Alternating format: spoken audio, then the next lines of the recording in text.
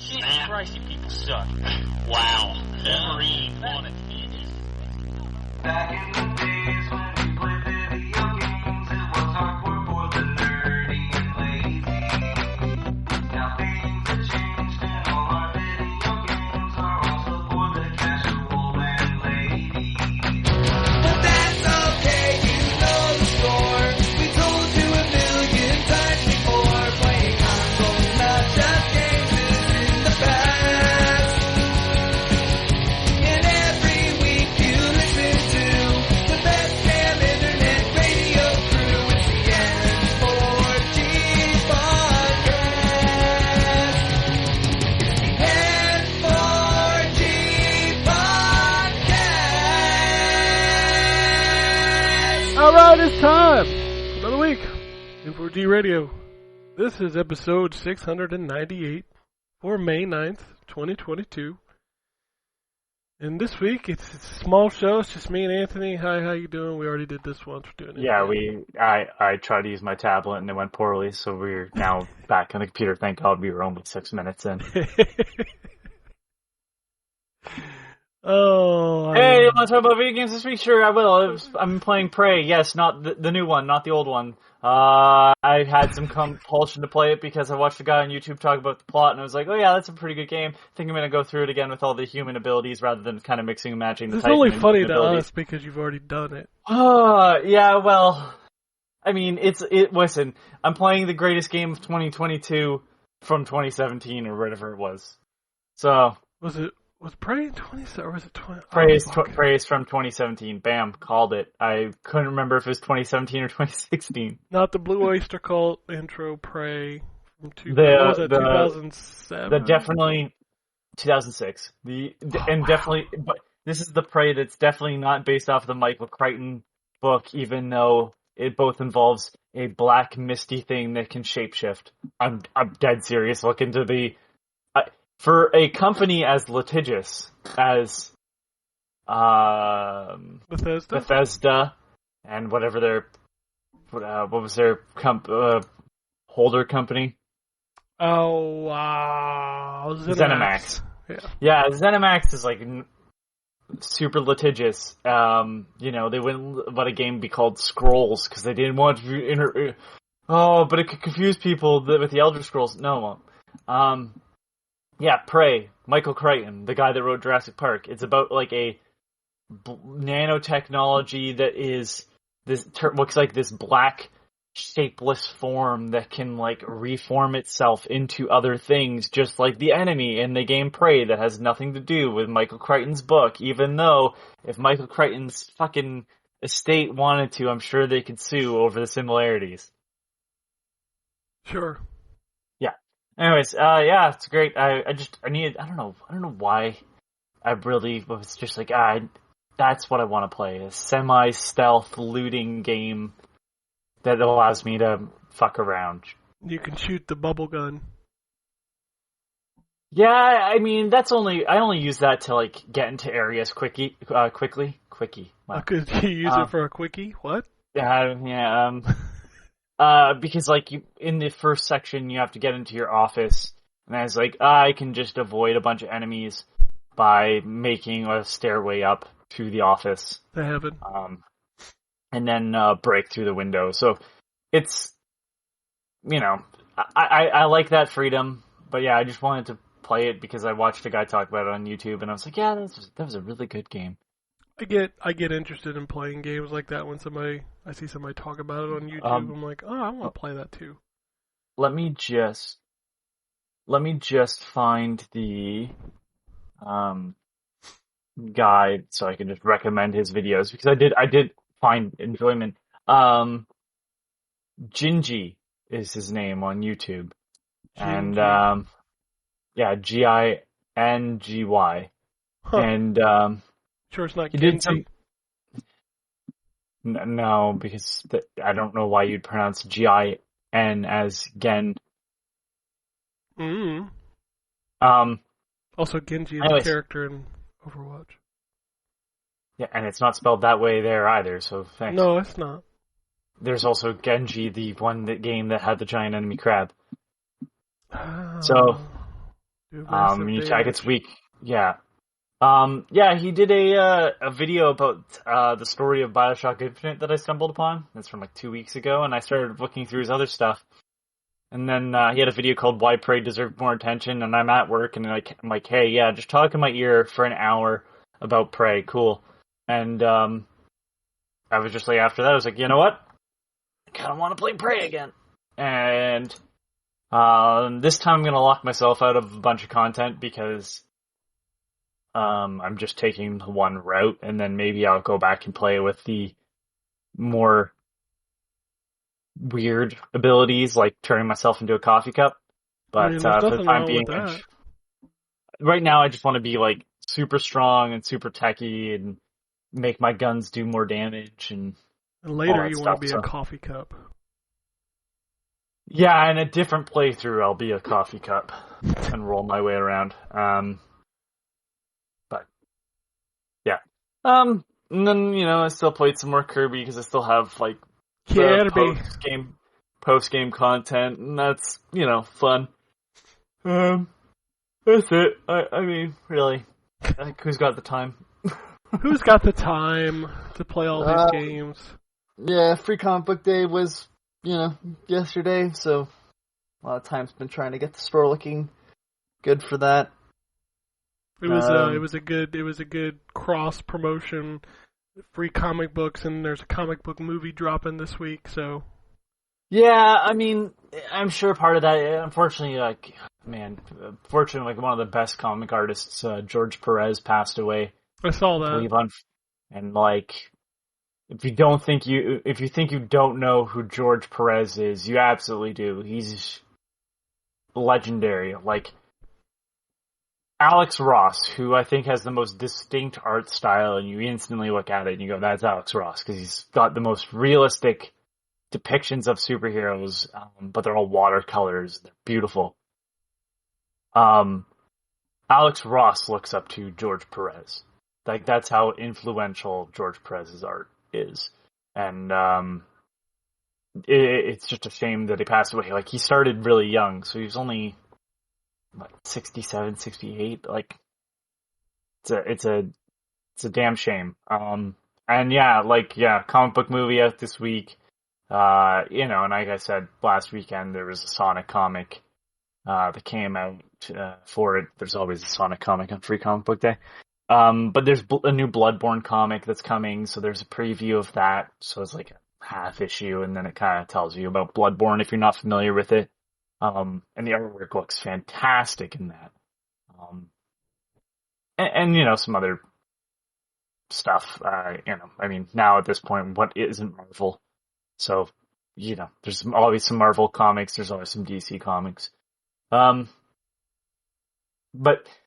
it was kind of shitty watching people come in that I've never seen before, just grab one of every comics. They leave with 35 comics for free, and I won't see them again until next year. Holy It's shit. just like, So you can just take as many as you want, or what? it depends on the store. So, in Free Comic Book Day, I think there was like 35 titles or something like that. And they're all from different publishers, and they're all for different age groups. So it's specific comics. So it's specific comics. Gotcha. Yes. They're marked with Free Comic Book Day. They're specially put out. Let me just see, like, if there's anything else. So there's always an Archie one. There's a bunch of Dark Horse ones. There's a Teenage Mutant Ninja Turtles, because that's a big one. There's always a Spider-Man Venom, it seems. There's some anime, manga, I should say. There's an Avatar one every year. There's a Sonic the Hedgehog I was talking about. There's a big crossover with the Avengers, X-Men, and Eternals this year. There's a lot of kids. There's a Judge Dredd one, because most people don't get it, so they're kind of like, maybe try out 2000 AD. One that I think you would probably like, when it comes out fully, because you're a Foo Fighters fan. 10 Ton Press does these biographies. Mm-hmm. So they had one for Lemmy, and they've had one for Iron Maiden, and in their Free Comic Book Day, it's like just kind of like a taster of a bunch of comics they're putting out, and they're doing one for Foo Fighters. They're doing like a biography comic book. Huh. Yeah, I'd probably. Yeah, I'm trying. I'm terrible at reading things. My wife bought me his book for Christmas, and Yeah, this one's got pictures, Ken. it's fine. It's not about the pictures. It's I'm just. kidding. How old do you think I am? 17. Yeah. Yeah. Well, like I said, Bloodborne, there's a Street Fighter one, there's always a Pokemon one, which, I mean, at this point, is Pokemon a game first, or is it just a franchise? I don't know. But yeah, there's plenty of stuff, but like, most people come in and they pick the stuff they're interested in, that's understandable. But yeah, there's a couple people that walked in, grabbed one of everything we had out, and then left, and didn't say anything, not even a thank you. And it's like, we have to pay for those books, you fucking asshole. Like, it's just like, go and get the stuff you're interested in. I have no issue with that. You know, one or two, you come in, maybe you get something, maybe you don't, but you know the comic book shop's there. But for you to come in and grab, like, you know, 35 comics for free, not say thank you, and just bail. Yeah, that's kind of fucked up. I couldn't do that. Like, my conscience wouldn't let me do that. So because I don't run a comic book shop, I just help at it. Let me explain how this is a fucking grift. The idea was, let's get people into comic book shops because comics, you know, aren't video games, they're not movies, and they're not television. They don't. It's a niche hobby. Sure, So absolutely. let's get people in with free comics, and you know, get people to find their comic book stores. Neat, but you know, they don't just hand the stores over the books for free and say, hey, look, this is for advertising, you know.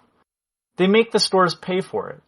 So now, as a store, maybe, you know, you're not the busiest store ever. You have to take into account, do I buy all these comics that I'm giving away for free and participate, or do I not participate and look like an asshole for not giving away free comic books on Free Comic Book Day? And it's like this sort of stranglehold on these stores by publishers to be like, well, you don't want to look like the bad guy, do you, by not handing out free comics on Free Comic Book Day? But it's like, you're also demanding money of these people. And I get it, things cost money, but like, the idea behind Free Comic Book Day, because most free comics are not necessarily a full issue, they're like a half issue, and if you're like 10-ton press, it's like a couple pages from comics they're putting out this year. So like there's 3 or 4 pages for the Foo Fighters story and everything. And I'm like, it's an advertisement, not just for the store, but for your comics. So to demand stores pay for it, like, that's kind of fucked up. And then for people to just be like, well, it's Free Comic Book Day, so it means I get free comics. It's like, that's a really weird, messed up thing. Like, again, totally understand if you're only interested in, like, you know, oh, I'm a Bloodborne fan, there's a comic, I'm gonna grab a comic, I'll find my local store. You know, if you want to read the rest of the comic, they'll get it for you. You know, you just ask them to make a pull list. So it's like, you know, I don't fully have an issue, but it is kind of fucked up when you watch someone pick up 30 comics, you've paid for them, you know they're not going to be back till next year.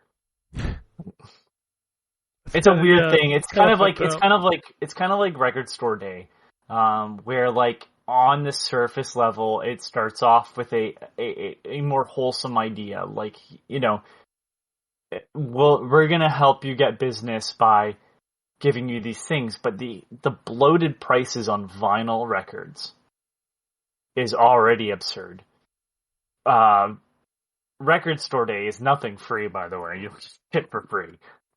It's more expensive records. There are special pressings of albums that are already in existence generally.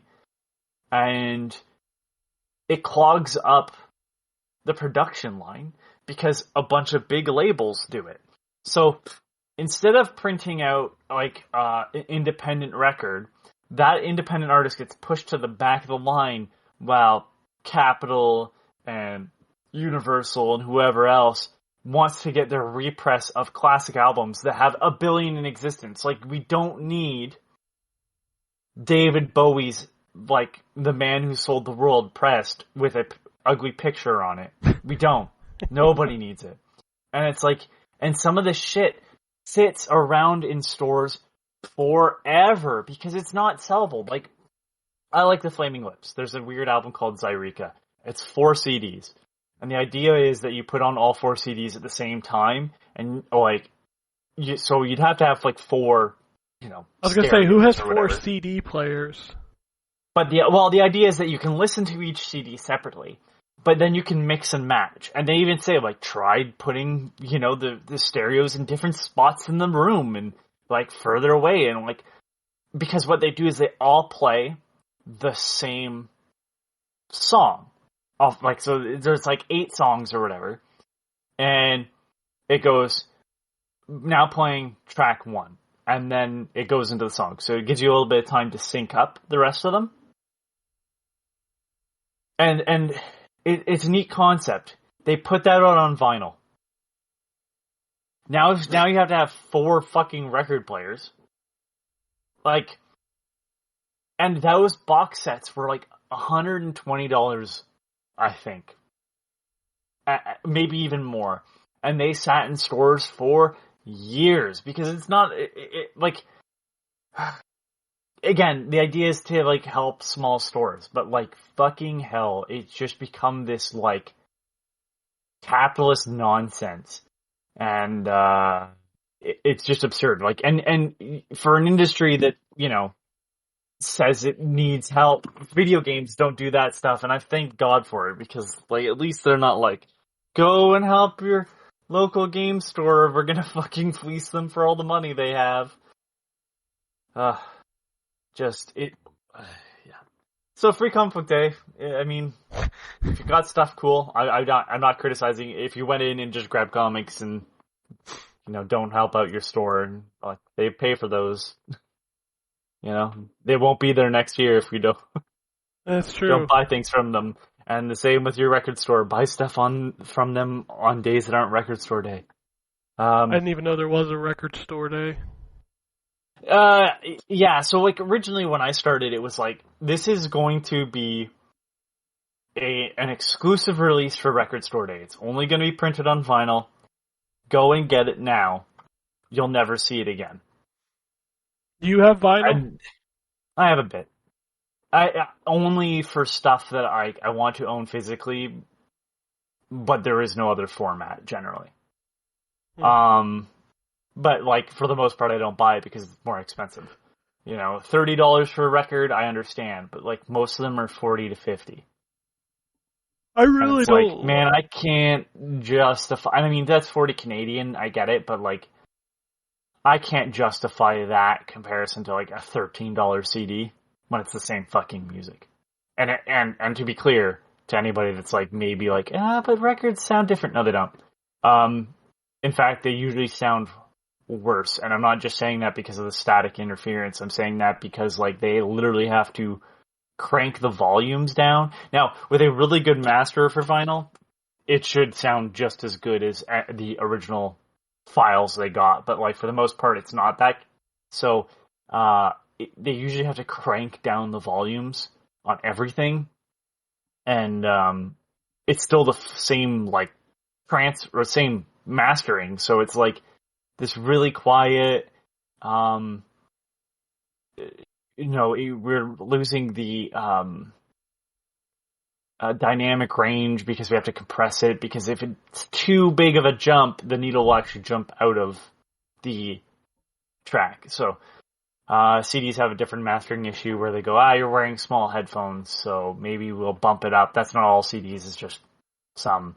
Like, it's a totally different issue. You know, again, with good masters, like, they'll do it right, but I can't justify fucking $30 to $13 for the same thing, really.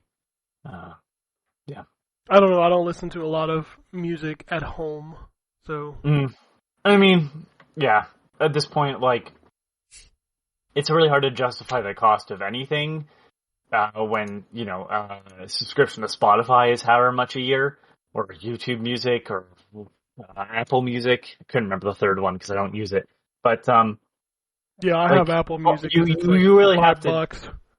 And you really have to be like, you think about it, you have to be like really good music to justify having someone spend $30 on a vinyl record. Yeah, no, no way. You're lucky if you can get me to spend $15 on a physical CD. I think the last one I bought was 3-4 years ago. Nah, I'll just buy the digital copy or I'll listen to it on Apple Music. I'm fine. Yep, and I don't blame people for that. Oh, no, Like, that's I don't a lie. blame people for reading. I literally bought the tablet that I was trying to record this podcast on originally just to read comic books that I have digitally. So it's like, you get Humble Bundle puts them on. They're like, buy all of Jodorowsky's The Incal, which is essentially what he did after trying to get the Dune movie off the ground way back in like the 70s. And I'm like, yeah, I don't want to spend like $30, $40 per book of the Incal when I can get all of it digitally for $40.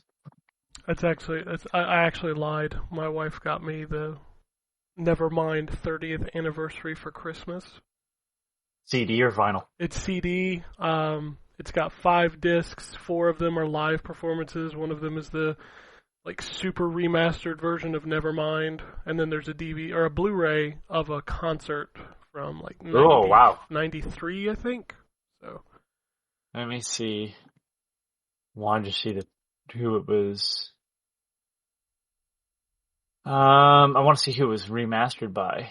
it was Butch Vig, Oh, okay. the guy who did the original recordings.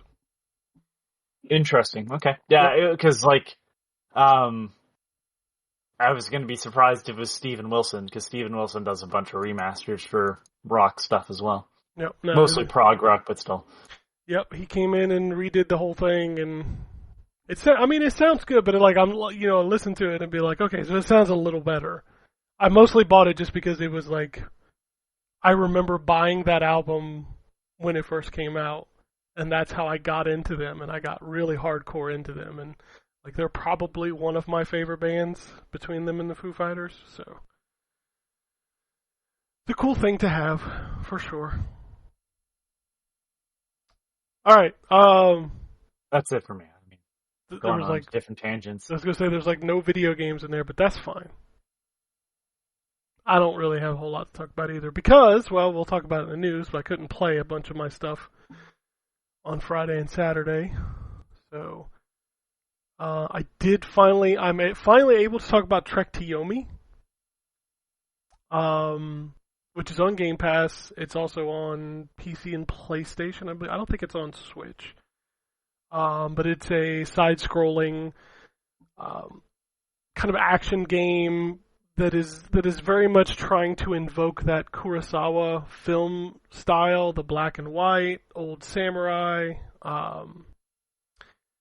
It's good. It reminds me of like a action version of Limbo, to where you're always kind of on a singular path.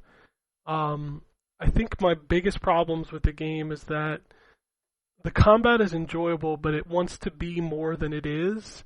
And like the parrying just never felt good to me. Some of the stuff in the game is not really necessary. Like there's no nuance to it. Like you can just mash buttons and be fine, or you can try to do the stuff that it wants you to do. But the problem is that it's not as effective or as fun. Like the intricacies of it. The story is your typical revenge story. It's fine. It's also worth noting the game is relatively short. It's probably about 5 hours, but it is a $20 game. It is on Game Pass, so that wasn't really a knock for me. It was more that the story just wasn't that interesting. It was a hard sell after Ghost of Tsushima.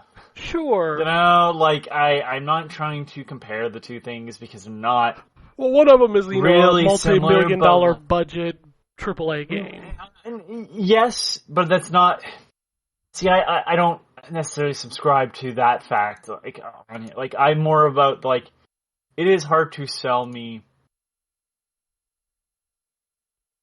a 2D platformer that's going to be that isn't going to do something drastically different. Like if this were more like Bushido Blade, in 2D.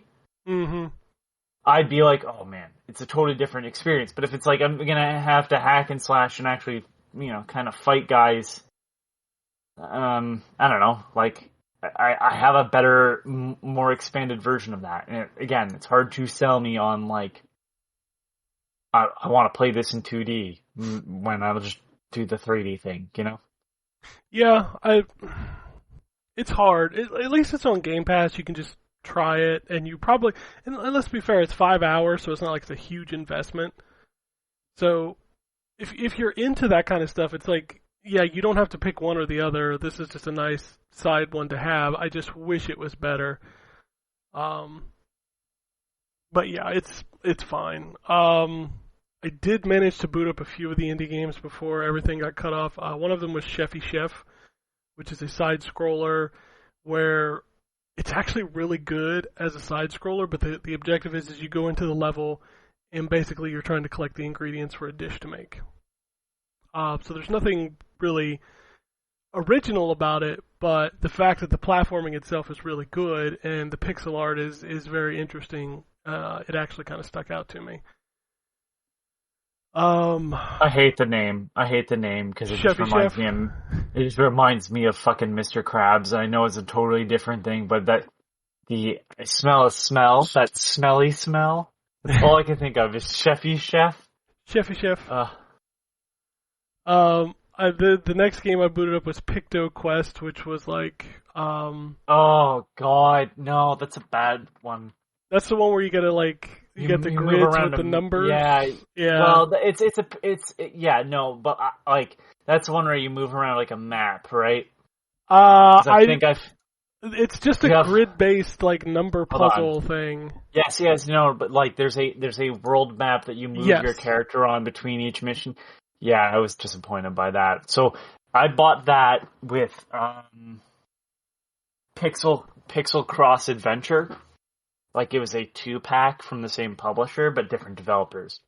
And Pixel Cross Adventure is so fucking good. And Pikto Quest was just there. Like, I'm like, yeah, man, it's Picross. It's a nonogram. Like, I don't think this is the best version of this. Like, it's fine. Like, it's just not. It wasn't as good as the other game that it came with. Yeah, that happens. And it's not as good as Murdered by Numbers, which is still probably the better one for most people to play. Even though I'll tell you right now, play Pixel Cross Adventure, because like the dev is pretty, like that was a pretty funny game, but like, man, the music in Murdered by Numbers is so good. I want to just play that. If I didn't finish that game fully, I'd be playing it during the podcast right now. Oh, well, there you go. And then the last one I managed to boot up before everything went to shit was a game called Wildcat Gun Machine, which is one of the most interesting looking games I've played in a while. It's an isometric twin stick shooter. From what I could tell, though, it's a run-based game. When I died, it essentially told me that I could have one respawn at corpse, but after that I'd have to start the whole level over. Everybody gets one. Yeah, everybody gets one, but it's just a standard shooter. What makes it stand out is like really the art style. It looks like, if you look at the artwork on the cover, you're like, this looks like some kind of like 80s metal album, but then when you see the game itself, it's almost like chibi anime style. It's very cartoony. The controls are okay. Like, I felt like the shooting was a little sluggish. When you do get the better guns, it makes it more worthwhile, but they're so limited in ammo. It's an interesting game. I don't know that I will go back to it because I do not enjoy the run-based stuff, so it's not really my jam. I booted up Halo Infinite just to take a look at it from Season 2, and I don't even know why I did that because I don't play the multiplayer, so I didn't really check out. But I had seen that the single-player got cleaned up, like the cutscenes got cleaned up, and a couple other things in the world. And I forgot, like, going back into that game, I was like, this game is just really fucking fun to play. And I had forgotten that with all the shit that Halo... I just was so tired of looking at the same fucking environment. No, I get that. Like, that world... Like, that was the biggest same. turnoff. Yeah. It's like, here's a Halo. I know that this thing diversified across, right? The whole ring. And you're going to put us on one small portion of it that's broken up and it's the same environment. Yeah. Like, I mean, I suppose, but like, I get it. Everything looks like Valhalla. You know, like I'm done with this. I wanna go into like other areas like snow and more tech bases and it's such a stupid thing to complain about, but I get it. Like, different biomes really shake up like the feel of the world. And I'm just gonna use this as an example because it's a very different game and I understand that. Metroid Prime still stands out as one of the most interesting first-person video games I've ever played because that game does not let you sit in one area for way too long. Oh, You're in a volcano, and here it is raining, and now you're in the snowy area, and now you're underwater in the snowy area. I'm gonna be real 100% honest with you. I know we joke about the Metroid Prime remaster. You have no idea how much I legitimately want that. Because that game is so good. To be clear, my anger is not that I don't want it. I want it. My issue is, and we brought up the fact that comic book movies came out. My issue is that all these insiders are horribly wrong all the time. And every time they speak, all they do is just fuel this fucking hate fire. Like, I get it. Like, listen, I get it. Like, you don't like Nintendo, fine. You don't like me, fine. But it's like, imagine how I'd feel if I wasn't the cause of my own hate. You know what I mean? Like, that's how I feel for Nintendo. It's like, well, it's not Nintendo's fault they're not announcing the thing you thought they were going to announce. That's on you and the person that told you that was a thing. I still believe it's a thing. I'm sure I'm sure, like, that as well as Mother 3, like, I'm sure discussions happen. But how far those have gone into effect, fuck if I know. Yeah, like, I don't know. I just want it to happen. It's the, like, you know, we talked about potentially having Game Boy stuff on the Switch.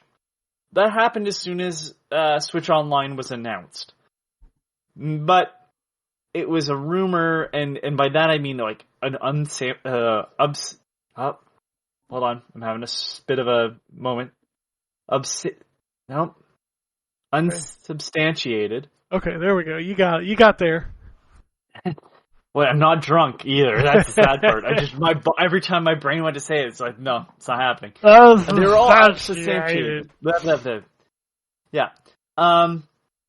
They were just like, there's nothing to them. And now we have somebody that's done some digging and found some code. That doesn't mean anything, really, in the grand scheme of things, but it does put some... Like, now there's an actual rumor this is happening, as far as I'm concerned. And there has been nothing like that for Metroid Prime Trilogy. Nothing. So, and looking at the Marvel movie, Doctor Strange just recently came out. There was a lot of rumors who would be in it. Somebody that was rumored is not. And I'll just say it's Tom Cruise, because I don't know where the fuck that came from, but a lot of people are like, Tom Cruise is going to be in it. Okay. And they're like, and he's going to be Iron Man. Okay, still no. And then they're like, look at this picture, and it's like a photoshopped picture from, like, Top Gun. I mean, they both fly. And people... Right? And people have now seen the movie, said he's not in there, and there's people that are like, oh, that's because his scene was cut. No one would cut Tom Cruise's scene. No one. Not a single person. Not Disney, not fucking Universal, nobody. Why? Because he's Tom Cruise at the end of the day. He's Tom. They're not cutting Tom Cruise's scene. They're not paying Tom Cruise to show up on set to cut his scenes. Get fucked. And people are like so far no. It's the same with the Zack Snyder cut. Zack Snyder's cut didn't exist until you willed it into existence. But, like, that's a anomaly. Like, it didn't exist. He didn't finish his movie. He left because his daughter committed suicide. And I know that's a dark thing to talk about, but, like, that's what happened. He didn't finish his film, and it's a shame. And it could not have been worse than Joss Whedon's, whatever he actually had pictured. But, like... No, that Joss Whedon one... Fucking Joss Whedon is terrible as a director, I'm just saying it now. But, like...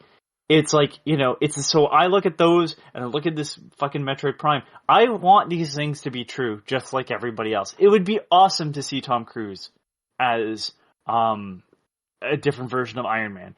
It would be super interesting to see what Zack Snyder wanted to do with it. I mean, we got to see it. Even though, well, no, you didn't. You got to see what he got to do once they handed him even more money to do it. It was pretty good. I ain't gonna lie. I don't like Zack Snyder's films. Well, but then you you're know not what I gonna mean? like his new film, but I like his films, and I thought that was... I wasn't going to like them, but I was like, I don't know what he's building up to, and it's like, you know, and now he's like, and the Green Lantern. I'm like, dude, that was not there originally. Like, calm yourself. That was taken in your driveway. Anyways, it's, you know, I want these things to exist. But just because someone says that it's going to exist there's nothing to that. And it was only unfortunate circumstances that led to Zack Snyder getting to see what he wanted to, you know, to do. Like, that's the only reason. Every other thing, like, no matter how many times we bring up Metroid Prime Trilogy, that doesn't mean it's going to happen. That's a totally Nintendo decision, not us. I can, however, get want angry. to play it. I want to play it. I want to play a better version of it. I do, because playing it on Wii is playing it on Wii, and playing it on GameCube is playing it on GameCube. Both are unfortunate for different reasons. But fuck, man, like, I'm so tired of every time it comes up. Or Mother 3. That's another one. Like, I'd love to play it. I'm tired of listening to these people bring it up. You can't get mad at Nintendo about those, but you sure as shit can get mad about Nintendo and their lack of adding NES and Super Nintendo quality titles. Fucking yeah. Like, fuck that, man. Like, absolutely. That's we sold you a product with promises and we are not filling those promises. No. That's on Nintendo. I have zero issue with people being like, what the fuck is this? Correct. That's a great statement. And then they come back and they're like, yeah, so your 3 games, one of them's Bomboozle. I loved Bomboozle when it was known as Kablooey.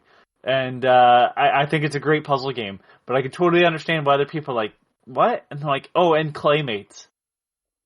Like, those are some fucking left field things, but you package that with a better game. Not together. Yep. Alright, and the last thing is I got a hankering for Xbox 360 era games, so I started playing the Simpsons game, the EA one. That game is way good. better game. Yeah, way better game than it should have been. Yeah. And then, like, you look at that and you go, man, it's like, I'm going to say it now, that's a better game than Hit and Run. It's pretty good. That game is pretty good. And like, then Hit and Run is the driver. Like, yeah, you can get out, but most of it's driving. Like, that Simpsons game is a hell of a lot better than it has any right to be. And the fact that the final boss is a DDR match against God, chef's kiss. Oh, I forgot about that part. I remember you meet Matt Groening and he draws Bender and Zoidberg to fight you. Yep. It's that game. That game is so good. Will Wright is fucking spectacular playing himself. Yeah, it's sad that you can't play it on current consoles. Metal Gear Soiled 4, and it's a picture of Old Snake. There's a Katamari Damacy poster parody. Dude, that game. There's so much in that game it's just ridiculous. You hit an invisible wall and you get an achievement for it. Or you don't get achievement, but you get a comic book guy coming out and like explaining what an invisible wall is. Yeah, he's the tutorial pop-ups, which is also that game is a hell of a lot better than anybody ever gave it credit for. And from my understanding, so the 360 and the PS3 versions are the same, but I think there's like slight differences with the other versions. I know the portable versions are different, but I'm sure those are, but the PS3 360 are the same game. Yep. and they all had different covers. Yeah, I think that's correct. And then finally, I've started a new playthrough of Lords of Shadow. Castlevania, in case I confuse Obviously, anybody. because two is the only one that's No, not 2. Nobody wants to play 2. No, 2 was a bad video game. And I am shocked at how well this game holds. If I had one thing to complain about, it would be the static camera. It does have some quirky issues. It's got a little bounce to it that I have to kind of adjust to. But god damn that game. Its story, the voice acting, the locales you go to. You know, the first time Patrick Stewart shows up and you're like, oh, it's fucking P-Stew. This game is so good. I still don't understand why people give it so much grief. I'm so disgusted with you for being like, oh, it's pea stew. What? You don't appreciate the joke? No. P-Stew. It's awful. And I played a fuck ton of Overwatch because I'm super excited because Overwatch 2 is in beta. It didn't take long for people to get mad at that game online, which is always funny to me. If you didn't like the game to begin with, can you just back the fuck off? Literally, they're not charging you for anything that they added to that Overwatch 2. So I just like people not wanting to hear my rants about the fucking stupid fucking insider nonsense. hey, you know, I don't want to hear about Overwatch. You know what I mean? I get it. We all have to vent our feelings sometimes, so I'm not going to be like, ugh.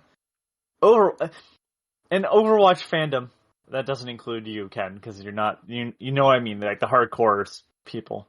the far from the worst. hardcore Overwatch people, all they do is post porno. I don't know if you know. Yeah, that. exactly, but they're far from the worst fandoms, so I don't see them getting into fights online ever. No, there's nothing for us to fight about because we haven't had any content in 2 years. So. That's true, but I mean, like, I don't know. Yeah. There's some fandoms out there that need You think?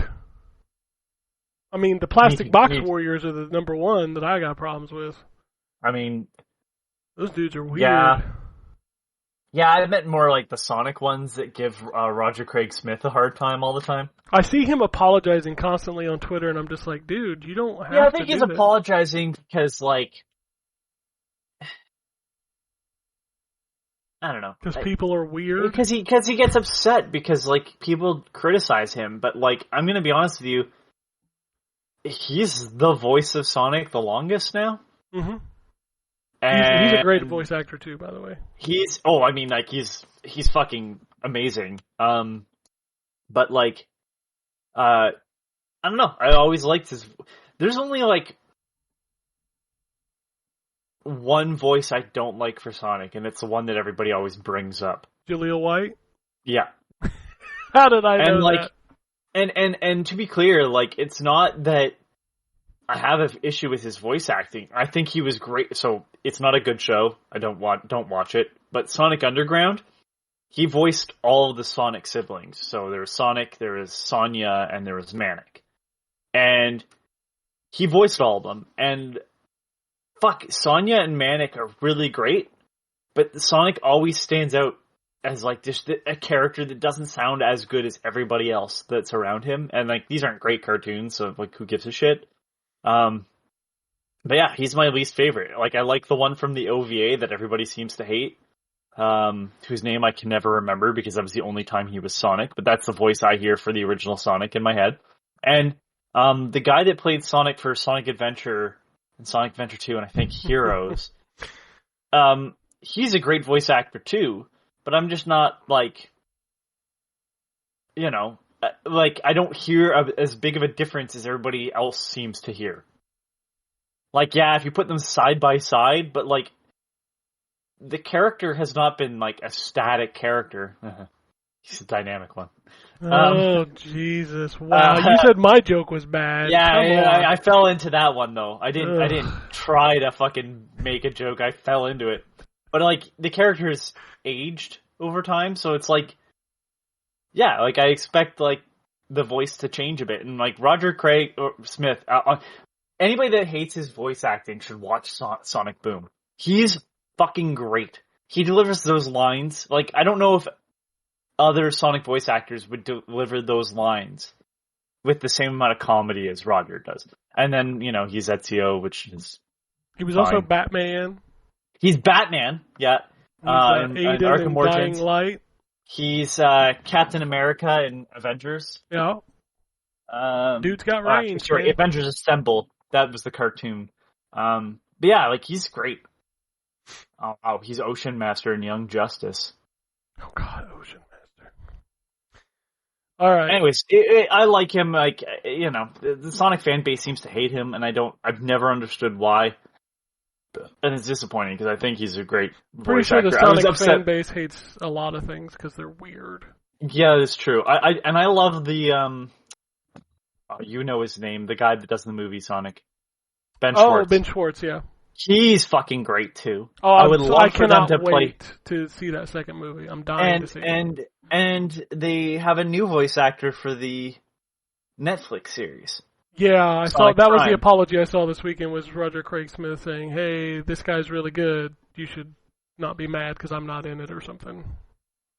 Yeah, and that's the other thing too. Like I heard a bit of it, not a lot, because it doesn't say a lot in the trailer. But like, he sounds like he's going to be a good voice actor too, and they're probably doing something slightly different. And I just think it's disappointing that there's no consistency across the board. So kids might be like, "That's not Sonic." I don't But think kids care. yeah, that's the other part. I don't think kids care. I Kids wouldn't. don't give a shit. See, the people complain about voice actors are dudes in their 30s. So There's 8 Chaos Emeralds. don't start. All right, let's talk about what's coming out this week. I'm done talking about what I played, which was not much. Xbox Series X, PlayStation 5. Xbox continues to make little strides, but they're getting Danganronpa 2, Goodbye Despair Hey. Anniversary Edition. That's also coming to Game Pass, just FYI. So another Japanese game. I don't know. I'm semi excited for this. I want to see how it turned out. But you remember the guys that made Suikoden was making a new game? That's out this week. Ayuden Chronicle Rising. Which one is this? Is this the action adventure or the RPG? I do not know, but the first one is out. It's Rising, whichever one that is.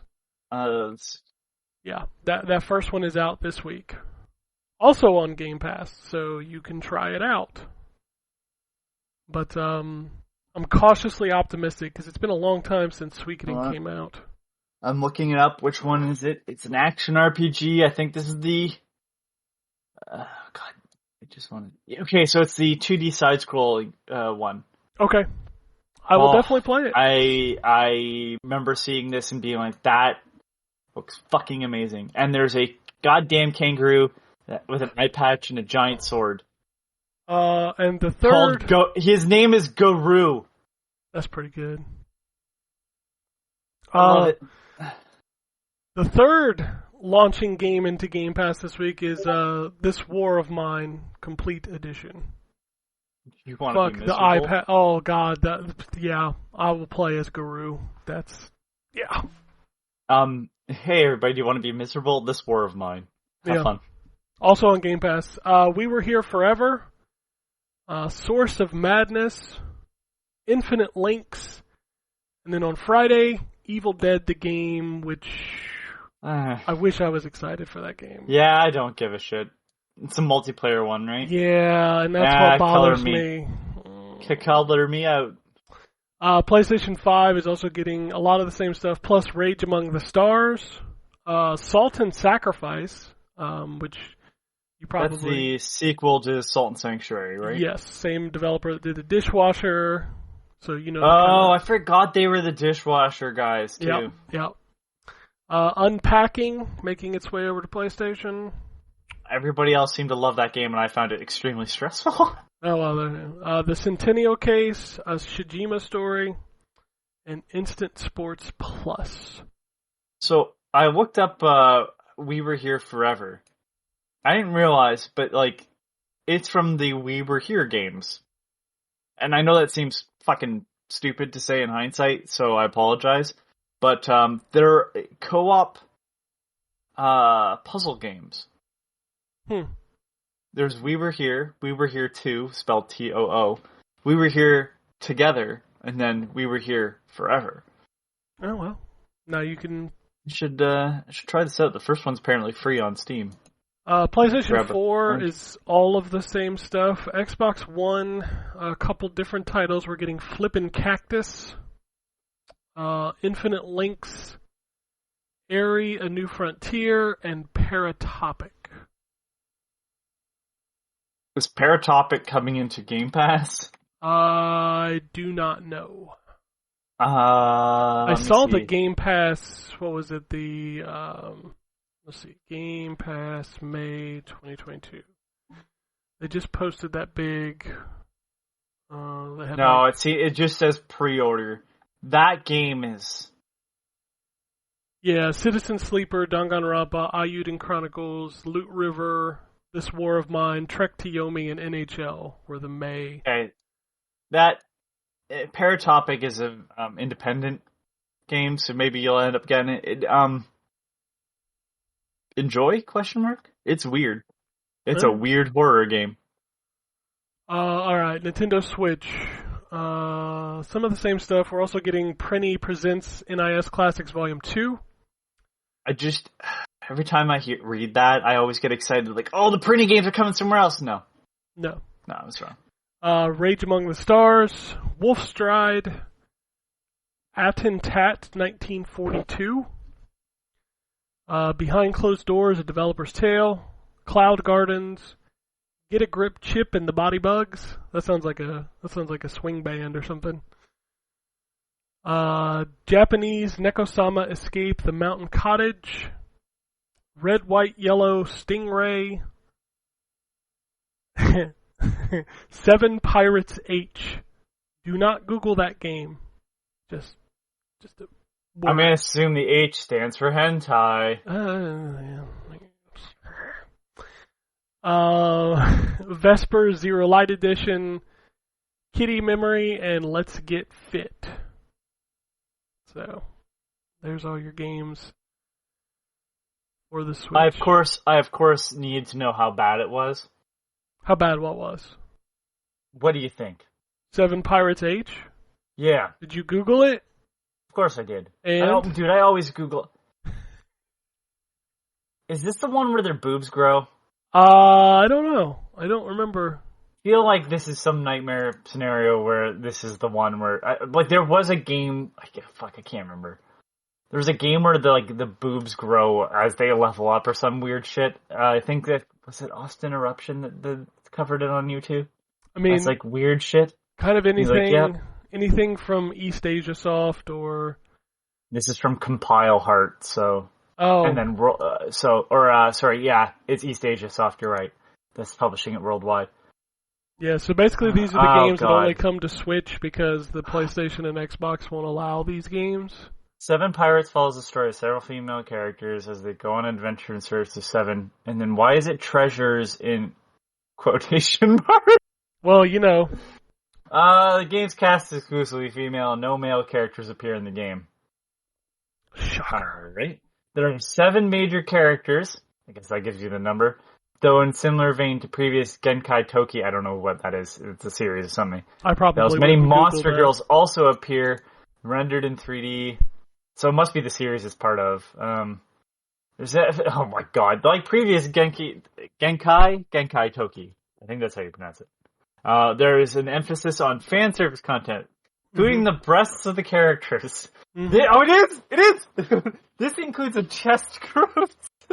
Don't you get it? Pirate chest, you know. I got it. Yeah. Where the girls' chests grow or shrink when players... Oh no, it's one of these. They're pinch and poke, grab and poke them using the touchscreen functionality. Oh, how larger breasts result in higher attack power and defense, while smaller busts reward higher speed. Oh my fucking god. I warned you not to Google it, but... I wasn't... Listen, I was like, is it gonna be one of those terrible... hentai puzzle games? The answer was no. The answer was That would be potentially simple. far worse. Yeah. I was like, oh, whatever. Like, so I'm like, okay, so like, it says it's an RPG. Like, image search is just fucking really tame nothingness. Except that one of the characters is attacking something that it looks like two balls on like a fucking slime. So I'm guessing it's supposed to look like boobs, but I don't know. I mean, why not? Why not? I warned you. Yeah. I don't know, like, I this just makes me feel less bad about owning Blue Reflection, you know? I mean, that's kind of tame compared to, I Exactly. But you know what I mean, though? Like, I'm like, I own this thing. It's like, I only, like, wanted to play it because, like, I like the idea of, like, there are basically Sailor Moon characters fighting, like, weird shit from beyond the dimensions where they, like, the art style drastically changes. I'm like, that's interesting. I want to give that a shot and then just never have. And I'm like, probably get rid of that. And then I see shit like this, and I'm like, I used to chat with the guy at GameStop about the people being uncomfortable buying Sinran Kagura games. I only buy it for the story. I'm sure you do. Yeah, that's why you want the big body pillow edition, right? Yeah. I only buy it for the story. Is that the part where you can take one hand off the controller? The one-hand controller mode. There was some game that did that, right? Yes, there absolutely was a game that had a one-handed controller mode. I just can't remember which one it was. Probably way too many of them. There's some games that like, that's one of their bullet points. Like, you could play this game with one hand. No. Yeah. I thought it was just like. I mean, come on, Anthony. After seeing the Tifa statue, are you really shocked at any of this? Oh, I forgot about the Tifa statue until you mentioned it. Because I just threw away the joke that I was buying like 20. Oh my god, that statue. Oh my god. For anybody that doesn't know, Square and whatever company's making that piece of shit. It's a pose from Guilty Gear. It's the Jack-O pose. Yeah. But it's Tifa, and Tifa notoriously wears a very short skirt. Yeah, so use your imagination, which I'm sure you already have. I don't know. I can't say that all of the listeners are doing No, that. obviously not. But even if you're not thinking of it in that... Use your imagination. It's that bad, correct? It is that bad. It's so bad that they don't show the back of the statue. They can't show you the back of the statue. Yes. Oh, God. Like, and it's what, $500? $544. Where the fuck are you? It's a legitimate question. And I'm not posing it to you. Posing it to anybody that actually knows. Where the fuck do you put something like that? I mean, front and Where center. can you put that? Yeah, on the dinner table. Yeah, it's a dinner piece. What are you talking about? Like, what the fuck, man? Like, where do you... It's almost... Like, I already question a lot of statues. Like, I'm not trying to be an asshole, but if, like, just like, damn, that's a lot of space. But this one... Like, look, the first four figures are expensive, right? But it's like, they are some of the best reproductions of characters around. And I'm always like, man, that's a lot of money for something that just kind of sits there. But at the same time, I go, I get it. Like, if you're a big enough fan, like, no one's probably going around buying all the first four figures. They're just buying the ones they want. And, like, I get it to some extent, but I'm like, damn, that's still a lot of space. This is a very specific niche where I go, fucking, what do you do with that? Dude, I'm all for you can't invite people over. I totally could, and I would do it as a joke. Maybe, yeah, well, me too, but, like, I wouldn't buy it in the first place. The joke's not...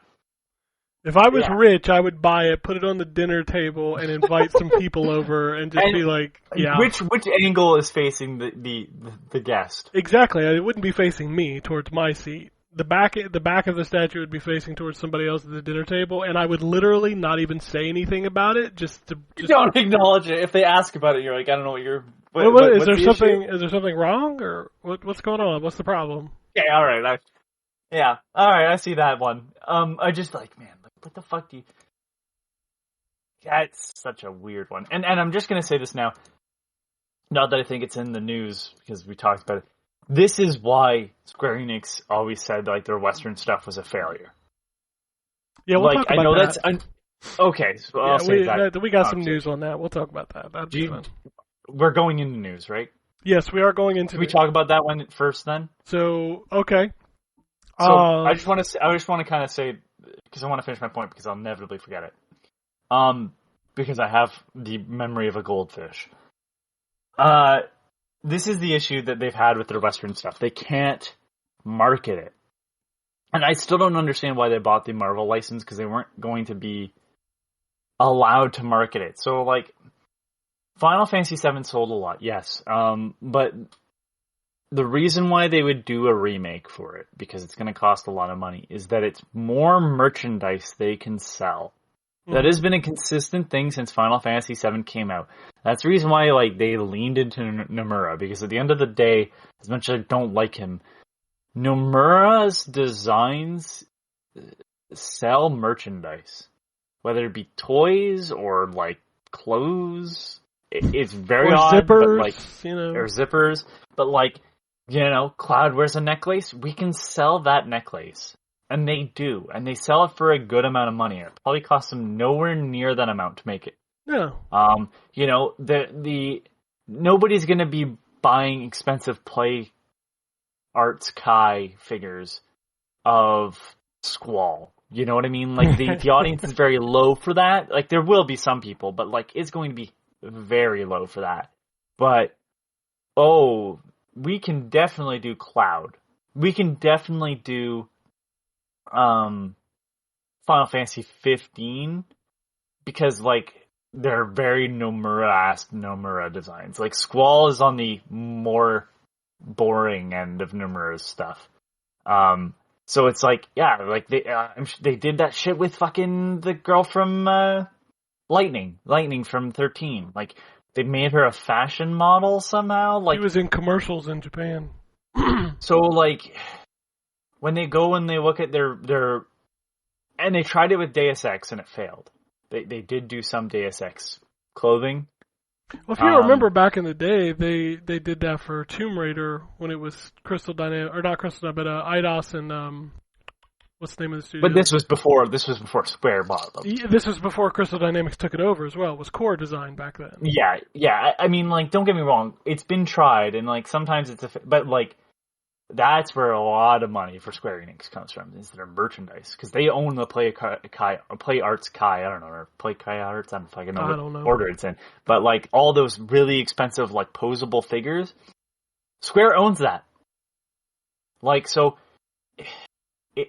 that's not, they're not going to make that same money off of Western stuff. And they're not going to be able to do it with a less sexualized version of Lara Croft. Yeah, that was, I think, their problem with Crystal Dynamics Tomb Raider, is that they changed her, and Square wasn't able to sexualize it. So, and like, I'm not trying to be an asshole about it, like whatever, but like, that is a big portion of Square's marketing. Was like, if they could sell you a Hitman suit, they would have, but it's just a suit with a red tie, so it's not going to work. They tried it with Deus Ex. Like, the original Deus Ex was just like leather trench coats, and it takes place after Deus Ex Human Revolution and all that stuff. And like, look at how they're dressed in Human Revolution. That's because they want to sell you his jacket. Like, it didn't work out for them, and they tried again, and it didn't work out for them. Like, Square makes a lot of their money off of other shit. So like, it's always this, like, what can we fucking sell you? Like, Nier? Fucking books, CDs, a live fucking musical thing that they did in Japan. Which still is fucking weird, but okay. And they can't do that with any of their Western stuff. Any of it. They can't. Like, they'll do a movie, I guess, but, like, the Tomb Raider movie didn't set the world on fire. I heard it was good, too. It is. It's a good movie. But it didn't have a ton of star power behind it, too. Like, I don't know who Alicia Vikander is other than Lara Croft. So, that's a thing that kind of, like, the stupid Tifa statue kind of had me going like, yeah, they couldn't do this with any of their Western stuff. They can't sell you it the same way they can sell you shit from 20 fucking years ago. So They yeah, can't sell you a plush. There's nothing to make a plush out of in any of these games. Like, you can't make plush Moogles from anything from Tomb Raider, right? Like, just it isn't there. So, well, let's talk about what this is. There's a couple parts to the story. So the first thing, this happened overnight, I think on Tuesday. We all kind of woke up to the fact that Embracer Group had purchased all of Square Enix's Western studios, which included Eidos Montreal, Crystal Dynamics, and Square Enix Montreal, as well as the IPs for Tomb Raider, Deus Ex, Legacy of Kain. Basically, all Gex was mentioned in the filing. So, like, all of that stuff went over to Embracer Group, which, for the first time in a long time, I actually have hope that we'll see Gex and Legacy of Kain again, maybe. I'm going to say right now, they will fucking try anything, which is maybe means you get another Gex. Like, remember, they put out The Blob and The Blob 2. Dude, if they just re-release Gex 1, 2, and 3 in a collection, I'd be happy. But the big story about this was that they did it for $300 million, which is nothing. Did they buy it for less than Square bought it? Oh yeah, 100%. And according to the report, Square sold it to quote-unquote invest in NFTs and blockchain. Telling you right now, though, like, this is, again, it goes back to the thing I just said. I forgot about the fucking NFT shit. Oh my god. It's not selling. It's the market's crashing for it. The market crashed 92% over the last month. That's because at some point when people are just selling to each other, there's no one else to sell it to. So I will tell you what I think this really is. I think this is Square getting rid of any ties they have to Western development because they're looking to be acquired by Sony of Japan. Yeah, but they kept...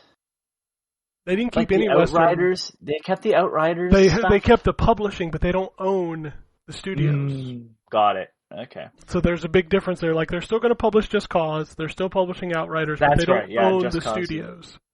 I see. So, but they still own the IPs. I don't know if they own the IP. I'm pretty sure they own the IPs. They may or may not, but they could sell those back to That's the... true. Yeah, so this looks like them trying to shed off anything that would... And we'll talk about this later. If Square is only Japan, like, focused, and, like, they have no ties into the Western area, Sony could buy them without getting any involvement from, say, like, the FTC. Let's see. Yeah, so that's why I think maybe... Because Square is like, you know what? We're not doing too well. And what's funny is, like, with these studios gone, like, who do they blame for their bad performance now? Because I don't know if you saw that tweet I put out. Babylon's Fall had one active user. Yeah, so that's... And you know what? Square bad. put out a statement about that, right? We don't need... You can tell me that in a moment. We don't need to further that. Part of that comes from the way Steam's stuff resets. Because we're using an external client to see how many active players and stuff there is. And I think Steam's resets weekly. So if you catch it at the right time, it says 1. That's still not good, but I'm just saying, like, that somebody went into an explanation of that, because I saw that as well, and somebody's comment was like, they're like, it's bad, we don't have to pretend it's this bad. Like, it's bad, but we don't have to make it sound worse. You would get that on some games just because you already set at the right time, and if you catch it at the right moment, it says 1. Sure, but, like, last week it was like 100. Oh, it's definitely decreasing. Don't get me wrong. It's bad. No, it's bad. But the thing that Square, the thing that, like, really rubbed me the wrong way was, if you remember, every Western game, Square will make a statement like, this game underperformed, this game did this, you know, this is crap. When this game was having its problems, their statement was, don't worry, we're still making Season 2 of DLC. Yeah. And I'm just like... But part of that is because they'll sell you... Again, watch another recommendation for Austin Eruption on YouTube. He played that game and platinumed it. Platinumed. that again, not intentional one, fell into it. But he got like all of it, the trophies or whatever. Dude, I played through the tutorial and I was like, this is bad. So yeah, well, he did it for Balan Wonderworld, and he was like, I guess I'm doing it for this too. And he's a big Platinum fan, and his thing was like, yeah, like they had a big Nier event. It didn't really do anything other than that they'll sell you the costumes for $20 a piece. Of course. And I'm pretty sure when I say $20 a piece, I mean $20 for each piece of the costume. I could have read that wrong, though. Whoa, that's a little rough. So, like... And a lot of it's reused assets from Final Fantasy XIV. Like the armor. Like, it's straight up the same armor models. Yeah, that's pretty funny. So it's this. It's not bad. It's not a complete failure if we can market it. I mean, Like, I don't know sell who's something buying off it. of it. Nobody, but I'm just saying, like, it's like, is there something to sell off of this? Potentially, fuck it. Can we sell them near skins, even though, like, fucking why? Why is there a near crossover? Fuck you. It's popular. So we'll just Fuck make you, money that's off of it. why. So, how would you feel if Sony bought I Square? don't care. At this point, I just don't give a shit. My, like, Final Fantasy VII Remake, never even popped it in. I bought it, didn't even pop it in. You know, the funny thing about that is how many times have I complained on Twitter, like, the Final Fantasy VII Remake never made it to Xbox, and I had so many people be like, oh, it's coming. Dude, it's been over 2 years. Yeah. It's never coming. Yeah, and so it's fucking Metroid Prime Trilogy and Mother 3. Get the fuck out of here. Final Fantasy 14 for Xbox, that's never coming. Yeah. So I'm gonna be honest with you, I was burned when they fucking let Tabata leave, or fired him or whatever. Because he was the director of Final Fantasy 15. And I loved Final Fantasy 15. Loved it. I realize it's not everybody's cup of tea. Totally understand. And, you know, he had a bunch of shit planned for it. Like, here's a guy who was given scraps to a game that wasn't finished by Nomura, and Nomura still is salty about that because somehow it's everybody else's fault but his own. And, man couldn't fucking get to Kingdom Hearts 3, and he was upset that he couldn't fucking do a spin-off of Final Fantasy 13 5 years after the fact, where the shit it was.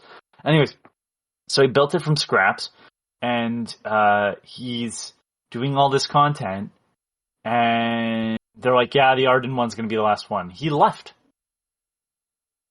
And so, whether it was firing or disagreements that he left, like, it was a shame because, like, he would come through and finish his stuff. Like, when they split off the two spin-offs for 13, which was Type 0 and Versus, he finished his. He finished Type 0. And then took the fucking scraps from the other game and finished that too. So, you know, I was irritated then, and they kind of lost me when they were just like, and all the stuff that was planned for Final Fantasy 15 we're not doing. And it's like, okay, well, the director's gone, but, like, have someone else step in, and, like, they were just like, no. No, but don't worry, the Final Fantasy 15 weird, fucking mobile game that had almost nothing to do with the main game. Do you remember that? Pocket something? No. It was, well, there's Pocket Edition, which is just a remake of Final Fantasy 15 from, like, a top-down angle. Yeah, it was like a mobile game, I remember. Oh my god, I'm sorry, I have to look it up. Final Fantasy 15. The thing that kills me about Square Enix is, like, they're such a like, it feels like they're just so badly managed. And then, like, I know that, you know, Xbox fans are like, well, if Square Enix goes strictly to Sony, nothing changes here. Like, we haven't got shit and couldn't tell you how long. But my question is, what about the Switch? Because Square's doing a bunch of stuff on Switch. So here it is. Final Fantasy 15, A New Empire. I don't even remember that game. Premium, massively multiplayer online strategy game, developed by Epic Action and published by MZ. The game is based on the 2016 action role-playing game Final Fantasy 15 and features its characters and soundtrack. The game's marketing campaign featured American model Alexis Ren. I don't know who that is. I don't know who that is. As of January 2019, the game received more than 51 million downloads and has grossed more than $518 million. I mean, that's not a lot like over that span of time, right? It's not a lot, but like they also didn't write music for it. They didn't fucking make characters for it. It was just, hey, here's a game. Like, and if you look at the game, it looks fucking like another game that the same studio made. Like, it's identical. Me. Just asset flipping, yeah. Basically. So, like, it was just like, it was this, like, oh, we're done with it. But that game is still up and running. Of course because, it is. like, you make money off of it. So they didn't finish Final Fantasy 15 like they said they were going to. But the fucking weird, nothing to do with the game, mobile fucking tie-in is still around. Fucking. Square so yeah, Enix they kind of lost me there, and like, look, I'm like, I'll be in for next Tomb Raider when they owned it and all that stuff. But like, I didn't really care about their fucking Japanese exports because like, Kingdom Hearts, I only owned the third one because it was cheap, and I was like, fuck it. We joked about Final Fantasy VII Remake so much, and here we are 2 years later. We ain't even seen Part 2. It's not. Nomura's doing fucking Final Fantasy, or not Final Fantasy. He's doing Kingdom Hearts 4, and he had some. I know he's not supposed to be director on the second part of it, but he wasn't supposed to be the director on the first part of it, and ended up the director of it. Like, wow, that company. Part of it, as much as I give him shit, like part of it is the fact that his fucking higher ups suck. Like they just keep putting the guy on stuff. Like let him fucking do something fully. Like let him, because like I can't even fully blame him for the fact that like Kingdom Hearts 3 took way too fucking long. Because I don't know what the fuck else they made him do. And I don't like Square Enix. I don't. I like the stuff they publish. But for the most part, like whatever their company is, I don't like it. Yeah, it's weird. I don't know what's going to happen with Square Enix. It's like the last game they put on Switch was Chocobo GP.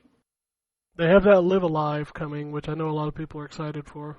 Would that be their swan song off of that system? Also, how in the hell are the Pixel remasters not on consoles at this point?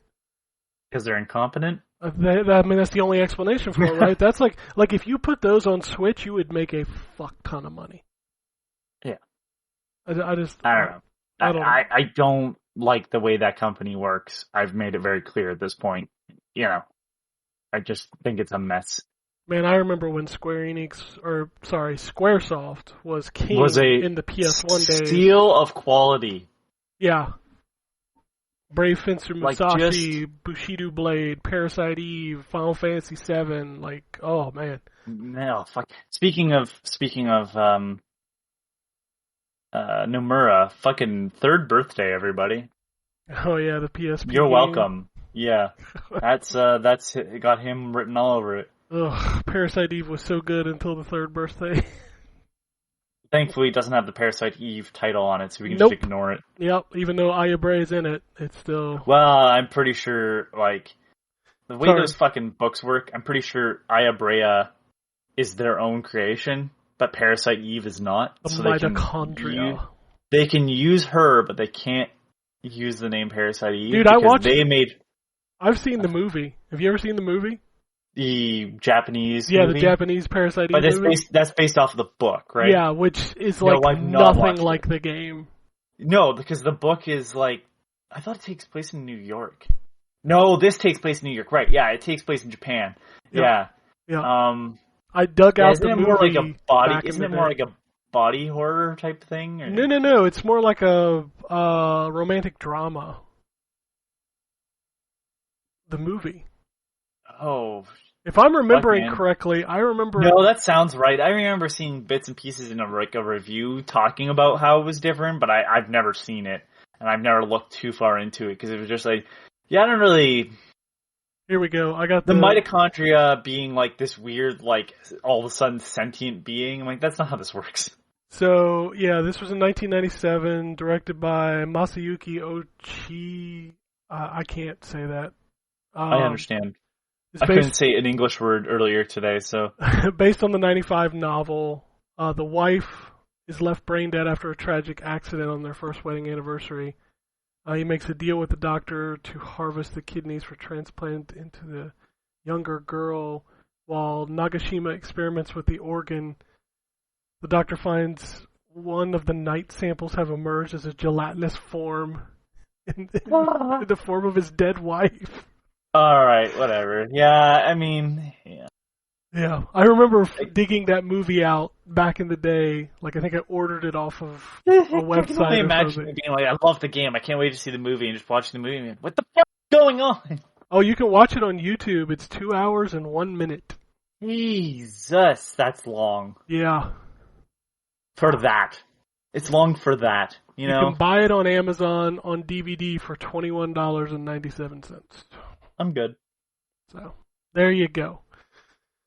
Alright, let's move away from Square Enix because that's what we should all do.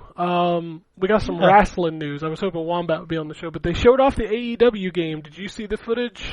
No, but it's developed by Ukes.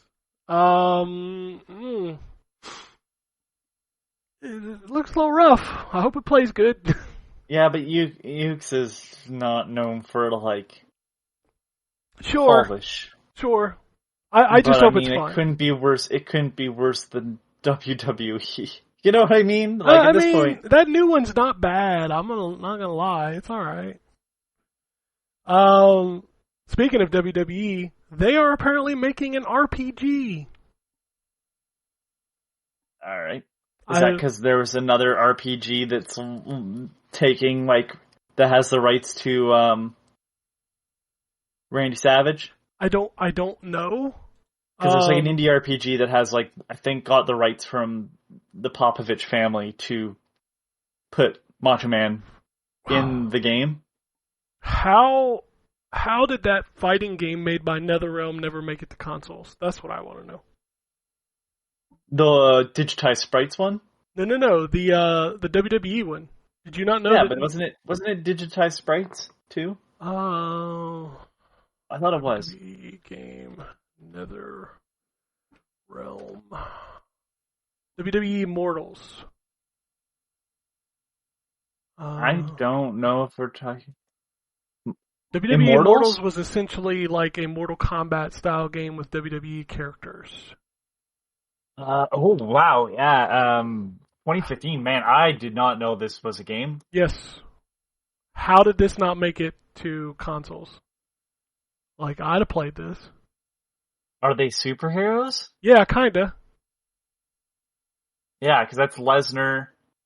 Macho Man's in it. Dude, it's just fucking... Okay, hold on. It's Mortal Kombat. This is just Injustice. This is just... No, it's not even Mortal Kombat. It's Injustice. You got fucking Blue Rock. You have Angry Lesnar. Looks like Doomsday, sort of. And then you have Superman John Cena. Yeah, why would you not? Why would you not put this out on consoles? I would play that. Seth Rollins was a ninja. I don't know, man.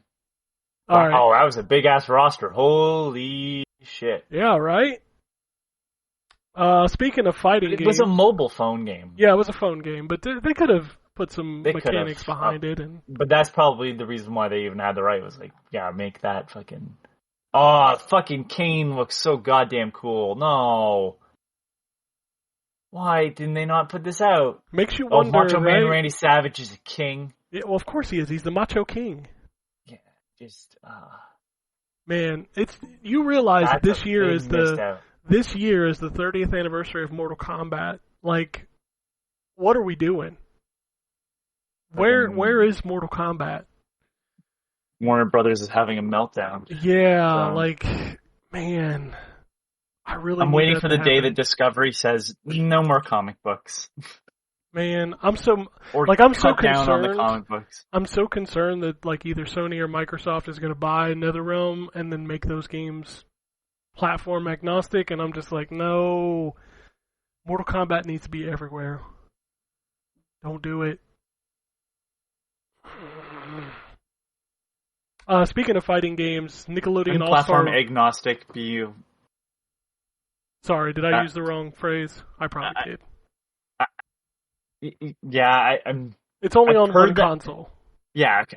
Alright, sure. Yeah, I got the point. I just was like, one of those things was like, I'm like, platform agnostic, wouldn't that mean like you're on everything? I don't know. Don't ask me I don't that. know. I don't know. I didn't go to college for Words grammar. today, like, there's only two of us. We're falling apart here. We're both aging audibly on this fucking podcast. This podcast Losing is our like minds. the island from old. Yeah. Speaking Yeah, of, we have the worst opinions. Everybody listening knows that. Like, why are you here? Just gonna ask. Like, you should have turned this off fucking an hour and a half ago, approximately. Yeah. Yeah. Like, I'm glad you stuck around. Cool, but like, nothing of value is gonna be said here. I'm not gonna fucking blow the doors open on anything. Neither is Ken.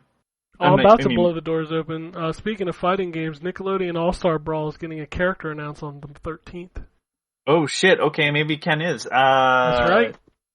So who's do we know who your the character guesses? is? Who's your guesses? I don't give a shit, Ken. Oh, okay. Hold on, let me just check. Yep. The last character For was Google. Garfield. Yeah, exactly why I don't give a shit. Here, I have a character. Any character. Literally, just add character to the video game. Because right now, it just has zero, none. It's got powder toast, man. Add voice acting. Don't Well, give a shit. That's what I'm saying. Like, there's no character to this game, so adding another character means nothing.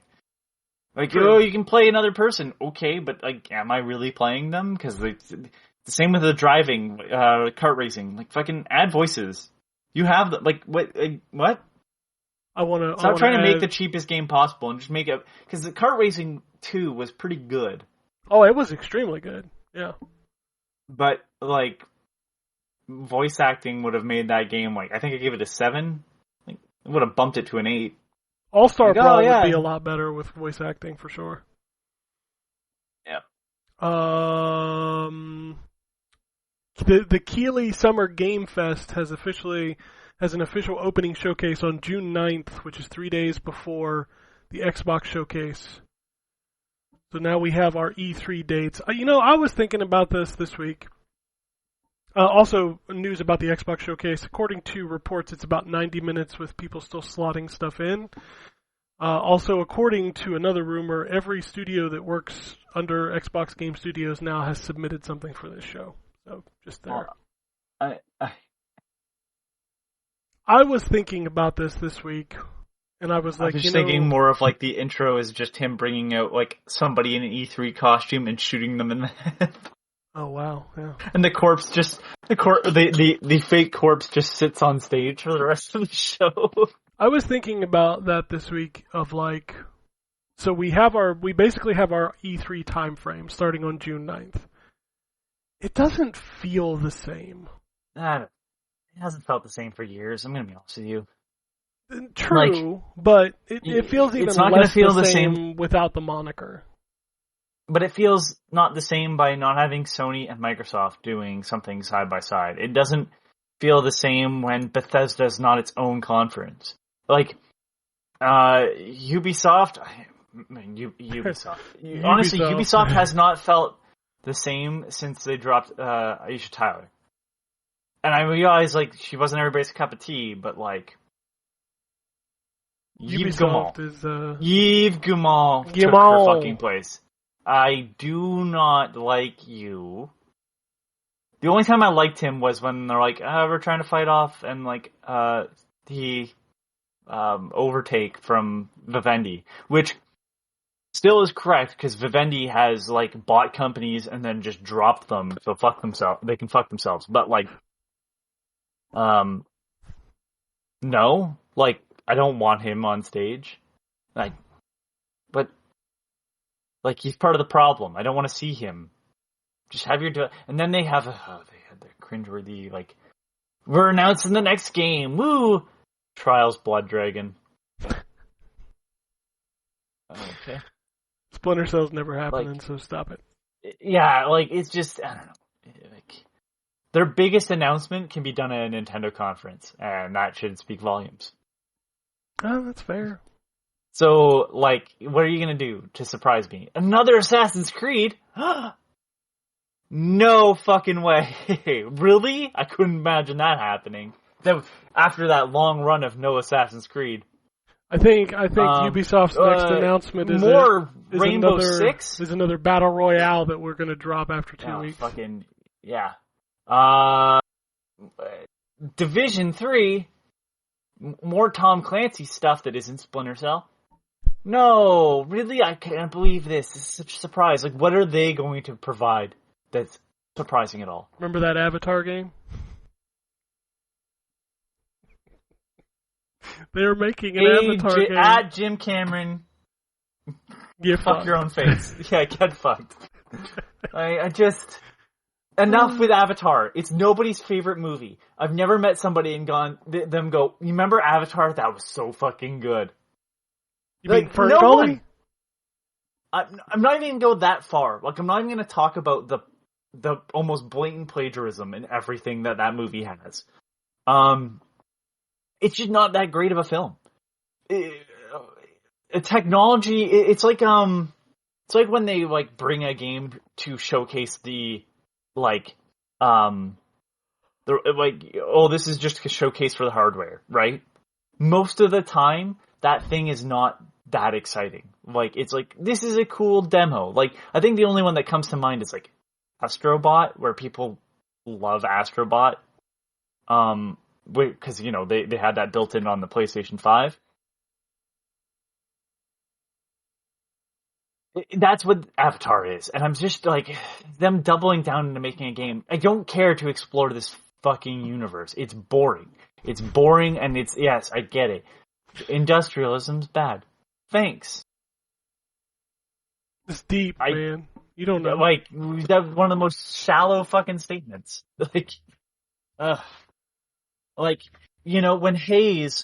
When Hayes has more of a political statement than your movie that's supposed to be a political statement, there's a fucking problem. And I only bring up Hayes because it's from the same developer that's making the Avatar games. Awesome. All right.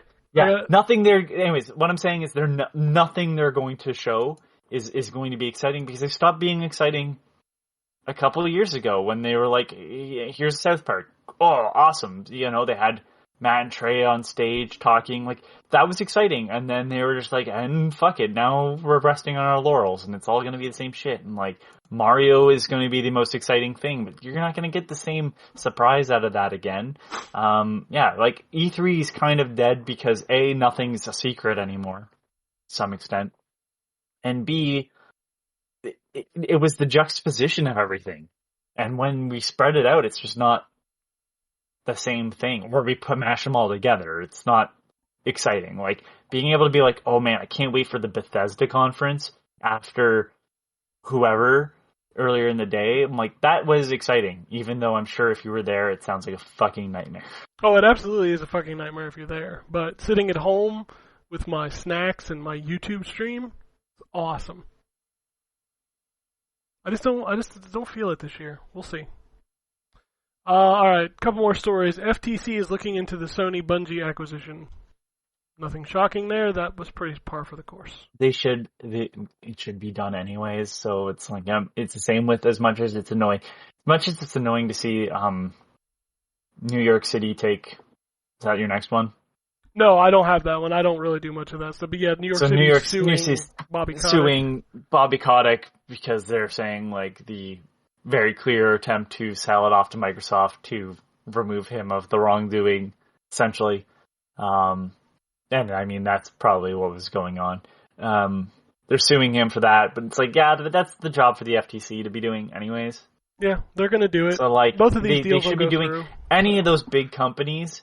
Like, it should not be a try to win over the FTC by saying, like, no, it's fine. FTC should probably investigate anyways. Because, like, yeah, you don't want everything in like, a couple of hands. That's, a duopoly is as bad as a monopoly. Or oligopoly, whatever. I don't know. So. I don't, even with Activision, Microsoft is still like third place. So Yeah. it's this deal will go through. Microsoft will own the Activision IP. The only thing for gamers it means is that the studios will be a little bit free. The working conditions should improve, and maybe we get all those games in Game Pass. So I'm just waiting for the stuff can't be Microsoft worse. has already promised.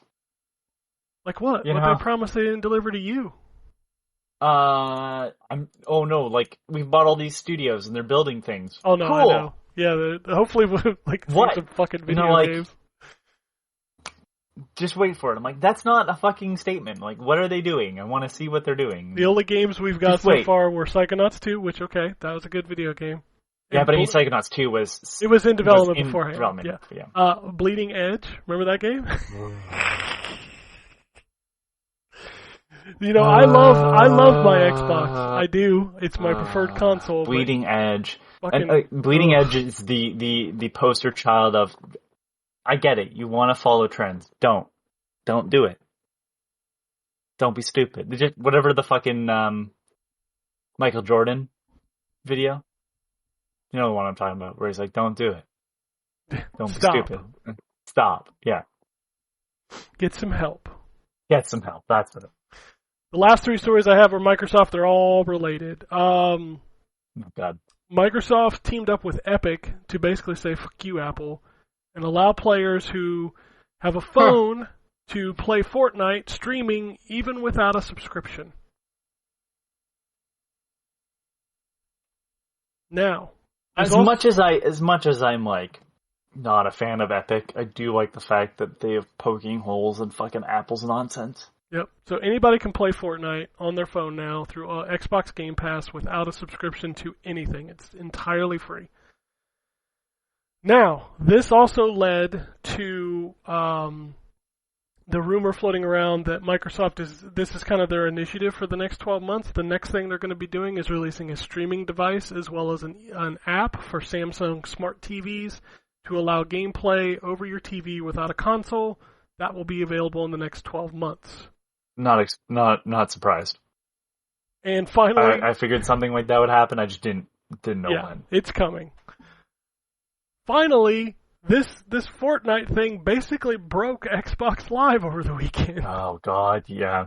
I didn't have any issues, but I also wasn't spending a lot of time on them. So I bumped into it a little bit, like, whenever I would try to launch a game, it would tell me, like, hey, the person that owns this needs to be signed in. Now, to be fair, my Series X is not my home console because I game share in the house.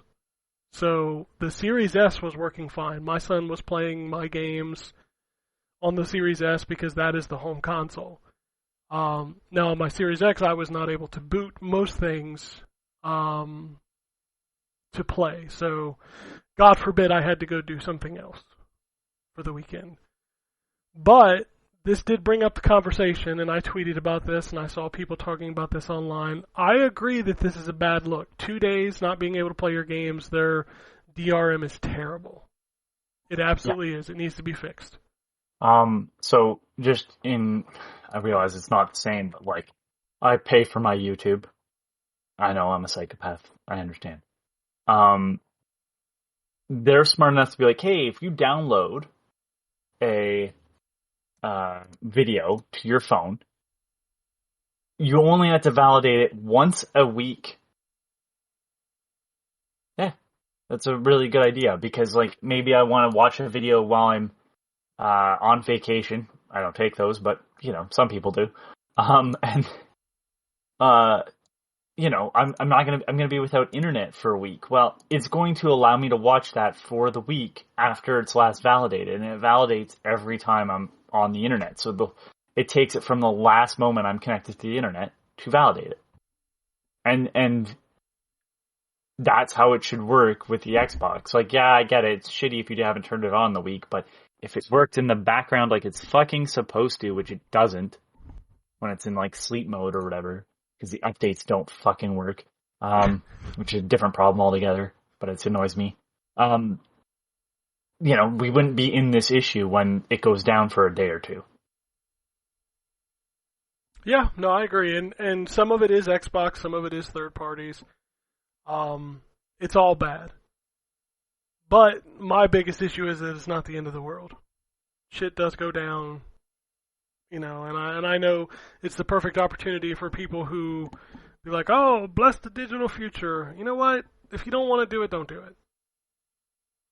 But I think the issue is it's not a fucking choice.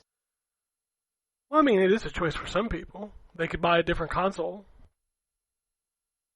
No, but it's not just them. Like, you know what I mean? So, I don't think it's a choice of the consumer. It's a choice of the companies not giving you a choice regardless. And I think that's sure. like the issue they're making. Sure, I understand that part of it. That's perfectly fine. I don't know. Most of this stuff doesn't really bother me because I'm not overly concerned with things going away anytime soon, and truthfully, by the time this stuff goes away, it'll be so easy to find somewhere else that I'm not. To be fair, most of the shit I'm not going to play. I'm not going to play it once, let alone twice. I guess I'm just not. I'm not a hoarder. It's what I'm saying. I don't care if my shit is gone. Like, I have shit that I can't use now because it's either old or just gone. You were the guy that just was going back through his Xbox 360 shit to find purchases. So you can't even be like, no, that's not me. It is you. But I wouldn't be mad, like, if it wasn't there. I just did it because I could. That's the difference. Like, I'm not... If something's gone, it's gone. I don't care. Like, I'm, like, disappointed, but I'm not like, oh, this... Like, get online and complain about it for 2 hours. I just move on and do something else, you know? I guess that's where I differentiate is, like, yes, I do like to go back and play old things. If I can't, I don't get angry. Like, I gripe at least once a week about the fact that I can't stream Who Am I?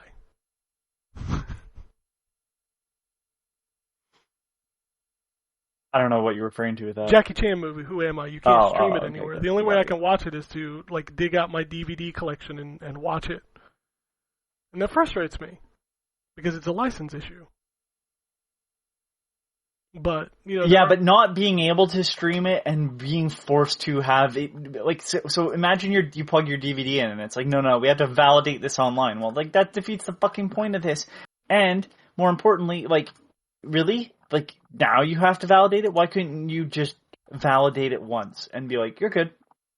I mean, sure. That's the issue. That's the issue we have now. It's like, oh, I bought a thing, and it's like, it needs to connect to something that doesn't have anything to actually do other than just be like, good job, checked. And all it needs is to have a line of code sent to the fucking Xbox and be like, yeah, this is always good to go. I mean, sure. I understand the complaints, but at the same time, if I plugged that DVD in and it didn't work, I, like, wouldn't be mad. You know? I bet you fucking would, because if you hadn't have any other way to watch that movie, you'd be like, well, I want to watch this movie, and I can't, because you're saying I can't watch it because it won't connect. Like, none of this is my issue on my end. It's all somebody else's fault, and not mine, and you're saying I can't watch the thing because you can't get your shit together? Yeah, no, I think you'd be upset, Ken. You're talking from a point where you are not upset, and I'm saying, like, I've been in this scenario where it's like, yeah, I can't play this, can't connect online. Cool, thanks. Hey, I would. That's not my internet's not down. Legitimately, I was unhappy Friday night because it's season 34 of Overwatch Competitive, and I couldn't play. But I just went and watched TV instead. I didn't get mad. I'm not going to invalidate the feeling of getting mad about a purchase being locked off because. Again, some company somewhere just needs to interject themselves like middle management and say, hey, I just need to make sure that this is okay for you to actually activate or use first. Like, have we not had that discussion already? Like, you know, I bought it from you. Like, yeah, but we just want to make sure again. Like, I just assume anything I buy digitally I don't technically own because we don't anyway. No, but like, I'm not even arguing about ownership in this. Like, if they had to revoke licenses, that's a different conversation. It still sucks, but it's a different conversation with a different argument behind it. My point is like, no, everything's fine. Well, why can't I play it? Because I can't see to make sure that you're okay to play it. It's like, that's a very weird way of doing DRM. Sure, and like I said, I think it needs to be changed. Like, at that point, fucking send me the fucking old trinkets that they'd send in, like, a LucasArts box to have me punch in a goddamn code or something. We do the crypto wheel or whatever. The crypto wheel. That's what I was thinking of, yeah. Or here's a piece of red plastic and you have to look at this page and find the letters to punch in. Like, at that point, just fucking do something like that. Hell yeah, dude. I'd play do my that. single player games. I want to go back to those days when I had to solve a puzzle to fucking play my game.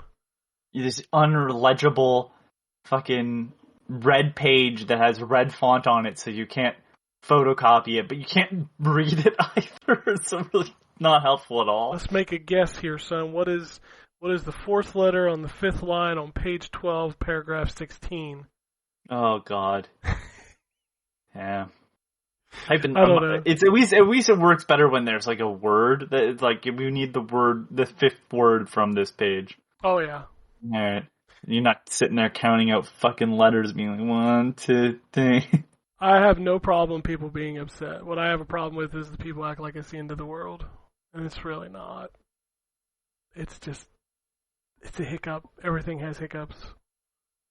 I was telling somebody the other day that the convenience of the way that I purchase my media far outweighs the downsides for me. So, I don't buy anything physical anymore. The last physical thing I bought is sitting on a shelf, and I think I've used it one time because every time I'm like, I own this digitally. Well, I don't need to plug this in. So. And if it disappeared tomorrow, I probably wouldn't know. That's the other part of my problem is like if a game disappears in my Xbox games library, I wouldn't even notice. Why don't you king shit a fuck mountain, right? I literally, there was a game that disappeared a few weeks ago. But a pittance! I do not need these. It was I funny wouldn't because even notice if it left. There was legitimately a game that disappeared from my library that I had no idea it disappeared until I think it was one of those backwards compatible games that they made at the last one, and like I had to go look because I didn't notice it wasn't there. I was like, oh shit, it's not there. Oh well. I can't help it. I have like 3,500 games in my library. That's not my fault. How am I going to notice, bumfucking I think that games? also skews your fucking opinion of this matter, too. I have 3,500 games. That's just in my Xbox Alright, well, library. I have 10, and if I can't access those 10, I'm pretty disappointed. You're like, I can't access 10 either. Yeah, a bit of a fucking drop in the bucket there. Come on. So what percentage are we looking at? You're at like 90%, I'm at like 0.9%. Yeah. Ken's not upset by this outage because he can go and play other games. You have one game that you want to play and two that you maybe like can't access. And hey, to be fair, Anthony, there was only one game I wanted to access and I couldn't because I only play one game. Yeah, that's true. So it's a shame that someone cut you off your addiction. Yeah, and then I just watched some TV instead. It was fine. I didn't like get mad and like call Microsoft and be like, "What the fuck are you doing?" Anyway, that's all the news I have. I don't know if you had anything else. Oh god, shit. Give me a second. Let me check. Did Reddit have anything interesting yet? Probably not. Oh no, I've been watching Twitter this morning. I ain't seen anything yet. We're basically in that time where like the big show is coming, so people are holding some news for a little while. Wouldn't be surprised if we don't really have a whole lot of news for the next few. It's June 9th, so we're about 4 weeks out. So. Apparently the PC Dark Souls games have been offline for 103 days. Yeah, I knew that. I have somebody That's on shitty. my Twitter feed that is just constantly complaining because they haven't turned it back on yet. Video Game Historian dropped a video that I haven't watched yet, but it's the story of Super Mario World. I saw Like it an on hour. my YouTube feed. I haven't watched it yet. People are theorizing about Sonic 3 not having its original soundtrack. I think I said that when it was announced, or shortly after, so I'm not surprised there. Can't you just watch it on YouTube? Oh, Final Fantasy 16 nears completion, producer says. Trailer coming soon. I don't care. They've shown one trailer of that game, and I'm just like, okay. I don't believe that game is coming out in the next 12 months. I'm just going to say that right now. Yeah, probably. That's just my opinion. Even though everybody claims it'll be out in 2022, I don't think so. Yeah, I don't got shit, to be honest with you. We've seen less of Final Fantasy 16 than we've seen of Redfall. And people don't believe that's coming out anytime soon. So, I don't know why you believe Square Enix is going to put out a massive numbered entry in Final Fantasy this year. Outriders didn't make any profit in 2021. People Can Fly confirms. Okay. But I'm pretty sure they're also being screwed by Square Enix? Shocker. Square Enix, didn't pay them or some shit like that. I thought I read a story once that Square Enix took all the money for the Game Pass deal and didn't give them any of it. But yeah, I'm pretty sure that was the case. Yeah, doesn't shock me. No. I have a couple tweets here. If you've got more news, go ahead. Otherwise, I will read. Hitman 3 has a roadmap. I didn't even know Hitman 3 had more content coming out, but Sons of the Forest, the sequel to The Forest, has been... there's a Steam page game? now. That's fucked up. It's fucked up. Yeah, that's a fucked up game. Yeah, because then there's the AEW, and then there's the fucking New York thing, and... yeah, that's kind of it. Sounds about I'm still right. scrolling through, and I mean, even if there's stuff like, what do I say about something that is announced or I don't care about fully? If you want to shit on, it's been a long week too, so. If you want to shit on my game, what was the story that cropped up? The Overwatch 2's beta lost 99% of its viewers in just the first week. Yeah, but of course it did. Of course, everything, it's not new anymore. Dummies, people are gonna tune in just to see what's happening, and then they're gonna be like, alright, it's, we'll wait till it comes out. Oh shit, the Prince of Persia. Oh, I feel like my document got deleted, because I thought I had that and the Ubisoft thing on my document. Oh, the Prince of Persia. Oh, I feel bad for this studio. Yeah, it got moved back to, what was it, Ubisoft Montreal? Yeah. I mean, here's a new studio in India. I don't remember where it was exactly. They're handed the reins to remake a beloved game, only to have it taken away from them because it wasn't up to par. But that's not what the new studio should be doing, anyways. If you wanted to have them make a Prince of Persia game, fine, but don't have them remake an original one. You're setting them up for failure. So yeah, it's kind of a shame. I don't see why they're doing this, to be honest with you. Anyways, don't remake the first game; just make a new one. They're not gonna do that. They're just all in on Assassin's Creed now. The Prince is dead. Well, what's weird is for them to do anything, anyways, they have to pay the owner of Jordan. No. Who was it? What was it? Is it? Yeah, Jordan Mechner. You're right. That's why I thought his name was Jordan. I was confusing him with the guy who did Another World. Oh, I don't know. They're very similar styles. Yeah, I don't know that guy's name. Yeah, Jordan Mechner, right? Yeah, I'm pretty sure he owns the rights. So wouldn't shock me. I mean, he Lucas that shit. He got to keep the rights, Good for him. There's DLC coming for Fury, but everywhere but Xbox. Yeah, this was a big thing. I actually tweeted the Game Bakers, and I was like, I'm disappointed. But I understand, because if the game didn't sell there, then why would you put it there? But the Xbox fanboys went after them hard. Guys, if you put this much passion into trying to get other people to play the game, maybe they would have put the DLC out.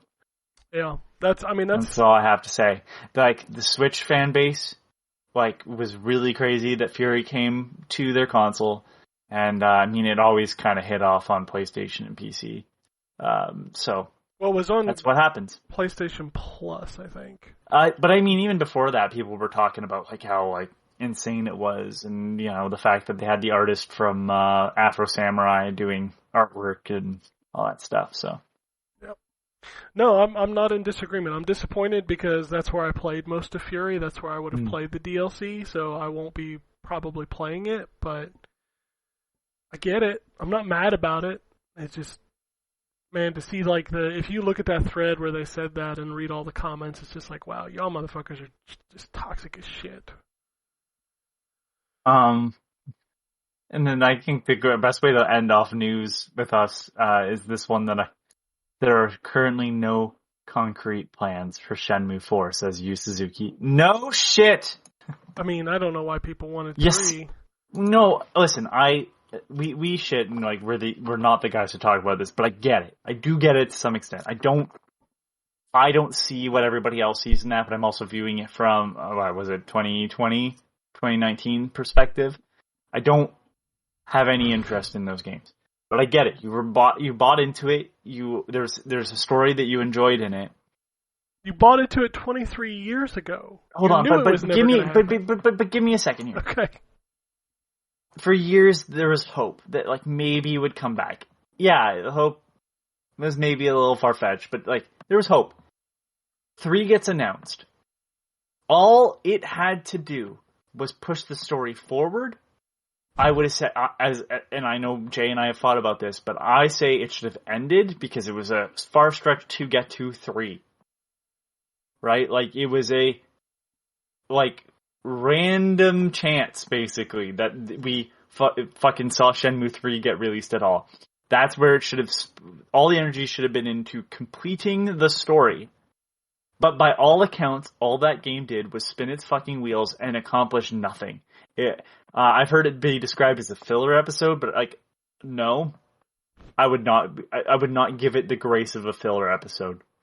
I would say it was fan service. Not even, no, because from all the sounds of it, like people were like, "Oh, we got to see more of it." Like that should not be positive. Positive should be like, "Oh man, I can't wait for Shenmue 4." Everybody's response is, well, you know, maybe Shenmue 4 will be better. That is not how you treat your fucking fans when they fucking crowdsource your goddamn dream project thing that's like 17 parts. 22 years. Oh, we wouldn't want to I wouldn't want to compromise on the story. Well, I would want the story to fucking end than to end and be compromised than to not end at all. What about the anime? The anime's not. The anime's a retelling of the first game. Holy shit. Mm-hmm. So, him to say, like, I don't have plans for Shenmue 4, well, I don't think you had plans for Shenmue 3. I'm going to call bullshit that you ever even had a full story written out.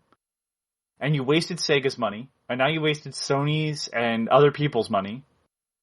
Whoever's money that was put into Shenmue 3. I think Sony put some in, but I don't know. Sony put some in, but it was actually published by Deep Silver, I think. Deep Silver, yeah.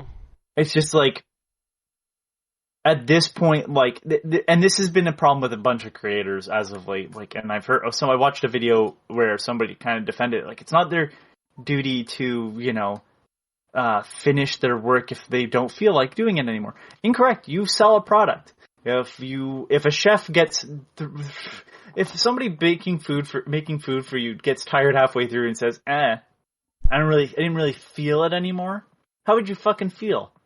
You'd be pretty pissed off. I think everybody's got a right to be pissed off about somebody not finishing a story. And for Shenmue, the only reason why I have any passion behind my anger is because I was told for years that this was some great story, but this guy can't fucking finish it.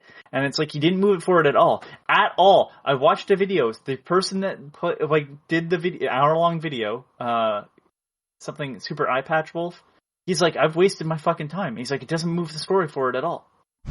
He's like, I love the first 2 Shenmue games, but I fucking cannot understand why this game is here. Like, what? It's like, it's a filler episode, and that's where I disagree. I say, no, it's not. It's a waste of money. Like, it was purposely done just to get money. Like, oh, yeah. A filler episode is to fill out so you can make syndication. This is a making it so you can make some money. Yeah. I'm not surprised that game looked terrible. 3, I'm not even speaking about 1 and 2. 1 and 2 is like it didn't age well, so I can't speak volumes. I didn't play it at the time. I got way too hyped up for me. So by the time I reached it, I was going to dislike it ultimately anyways. But I played it the day it came out. And I fucking, Actually, I played it the day it came out in Japan. And he said he hadn't played a game in like the last 2 decades. That's not a compliment. Like, that's not a compliment. That's not a good thing to say. Like,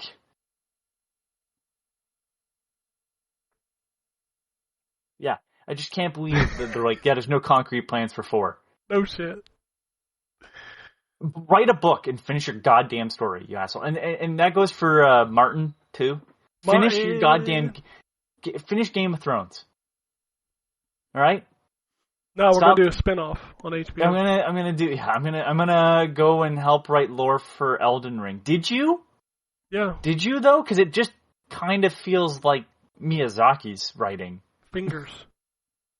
Okay. All right. Enough of the. Every time you say fingers, all I think about is the fucking Spider-Hand things, and like that's a big note. Well, that's like the theme in that game. Did you not notice that? Yeah, I noticed that there's fingers everywhere. Bloody fingers and like summoning fingers, and yeah, it's a finger game. It's about a ring, so it makes sense. Yeah, it's like I'm irritated with creators that don't finish things. Like I get it. Sometimes, like unfortunately, that's just not going to be the case. Money runs out, people die. It's a shame. So I can't like I'm not like, oh, everything has to have an end, because not everything has an end, unfortunately. But like when fully competent people just choose not to do things after taking money from people, I feel shitty. Hashtag restore the Snyderverse. As much as I don't like Zack Snyder's thing, I do agree with those people for fighting for him, because he was unfortunately removed from his own movie for sad reasons. Alright, let's end this with a couple tweets and let's get out of here, because we've already rambled 2 hours and everybody's probably pissed. I mean, everybody's already tuned off, Ken. They heard me go off on my first rant about whatever. See, I don't even remember what I talked about two minutes ago. Comic books. Slice0072 says, how much industry consolidation do you guys see happening before it's at its apex?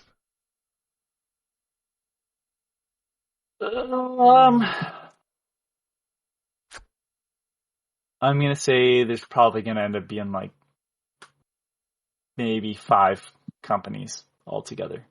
Does that include the big 3? You're going to have Sony, you're going to have Microsoft, you're going to have Nintendo, you're going to have Embracer Group, and you're going to have Epic. Well, who's going to get EA? It is 6. But I almost don't consider EA a company in that same regard anymore, because they don't do anything original, and their bread and butter is sports titles. I know that sounds like I'm talking down about them, but it's like they're a different market altogether. They do they do make Star Wars and stuff, but like they're not even. But everybody's making Star Wars now. Yeah, but like, and they make a shooter, but like that isn't where most of their money comes from. Most of their money comes from their sports titles, and so I don't consider them in the same realm as everybody else. So when I said 5, I'm still saying like 5. All right. Because I can't think of any other conglomerate that just exists to own. Tencent. 6, you're right. Tencent would be the other one. And like Tencent, I see would be the person that would go and buy like Ubisoft, them or Embracer, one of the two. Ubisoft's trying. Embracer's just like the sleeping giant, man. They have so. I kind of give that guy a lot of credit though, as much as I don't like consolidation and rich people. He realized like, hey, like I bought all these because people seem to care about them. Like all these video game licenses, so I decided like I'm gonna put them out, and so he did.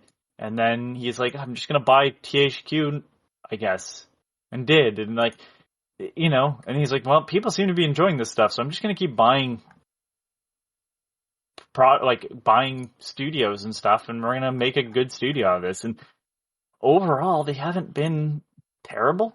No, You know what I they've mean? been Like, fine. what have they've allowed studios some freedom? Yeah. They bought Deep Silver. That was a good thing, because Deep Silver on their own accord was not good. Yeah, no, if we get a new Legacy of Kain and a new Gex, I'm okay. They're gonna make new Tomb Raider. Yeah, they've already They're announced probably the new Tomb Raider. they're gonna do a new Deus Ex, I'm sure, at some point. Yeah.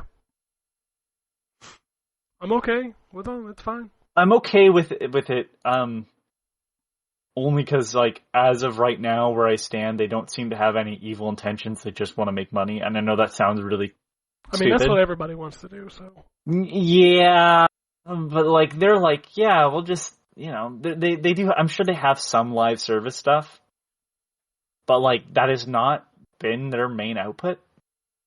No. Like, think about it. Like, they're not Tencent. Tencent has a bunch of that stuff. They're not Microsoft. Microsoft has some of that. Microsoft's got a different way of making money, but, like, Sony's tried it. Nintendo's got some. Ubisoft definitely has some. EA is fucking famous for it. Like, they're like, yeah, no, single player stuff. We'll sell you a game for $30 because it's a remaster. Who gives a shit? Yeah. It's like, well, Remastered. other people would, yeah, and they put work into it, and you'd be like, well, other people would charge me full Dude, price. they added And DLC. like, yeah, fuck it. They added new DLC to Amalur. Come on. Yeah, what a weird company that they own. They're just like, yeah, we don't have the highest A tier stuff, but, like, we're solid Bs. Like, how do you build a fucking company off of that? And they're like, yeah. It happened. It's like almost like some hippie mentality of like, no, man, we're not going to be the high end, but we're gonna remaster a goddamn SpongeBob game. And you're like, what? They're like, yeah, but it's a really good SpongeBob game, and it's like a really good remaster. And they're like, yeah, it did really well. We're gonna make a new one like that. No one else would have fucking do that. No. They didn't even do that when they didn't even do that when the first game came out. They're like, no, we're gonna change it up for the next one. And it was the same studio. I'm like I said. Yeah, like 6 max. Like, I know that sounds terrible. Like 6 max, and you'll have some indie studios and stuff. But, like, the 6 major corporations are going to run the whole thing. 7 if you include EA, but I really don't, because they have their market kind of cut out. They're the only, like, niche big label. Yeah. All right, last question. Twitter comes from Lanka Man. He says, "Hello, gents. I picked up Splasher on sale for £2 on Xbox. I remember Ken recommending this game a while back, and it's so good. Platforming is brilliant and reminds me of Rayman. Thanks for the great recommendation." You're welcome. I did the same thing. I bought that game when it was like $2 or something, and it's a hell of a lot better. Like, I'm shocked with as much crap as gets like floated to the top that game didn't get more recognition. It's a cool game. Not enough boobies. I mean, I guess. Not enough boob pillow. Yeah, but even things. those games don't get recognition. I mean, we talk about them on the show as a joke, but who's out there singing the praises of 7 Pirates H? And by the way, the H doesn't stand for hentai, Anthony. It stands for horny. I almost, you know what the sad part is? I almost asked you, really? I know. You thought I was being serious. I'm like, I legitimately thought for a second there, I'm like, oh man, that does work. Hey, maybe it is. I don't know. Ah, shit. Anyway, yeah, it's always cool when you discover like a really cool game for like no money. Like that's the other thing that I think about with like E3 and things not feeling like they did even 5 years ago. Is that there are so many games now. Like, how many games do we forget about a week after they come out? Like, it's so many. Yeah, I mean, yeah. We used to talk about, like, back in the day, and I know I sound old when I say this, but, like, we would talk about a game for months. And now we're lucky if we talk about a game 2 weeks in a row. It's weird. Yeah. There's too many video games. There is. I hate to even be like that, because I like the idea of choice, but, like, there is some benefits to a monoculture. Yeah. Like, how do you even... You and So I. what is There's that? only two of us, and we don't even play the same fucking games. You know. Exactly, but also you look back and you'll get people who argue like, well, there were tons of games on the NES, dude. There was less than 1,000 No. games on the NES. It's not even that. It's not even that. Like there's a ton of games, but like it was almost a decade That's of the sitting point. around. Yeah, like And like you would go months without seeing. Like I think everybody thinks like, oh, there's a ton of games, but like you were stuck with whatever showed up in local stores or the Blockbusters or the or the mom and Blockbuster. pop So, video like, stores.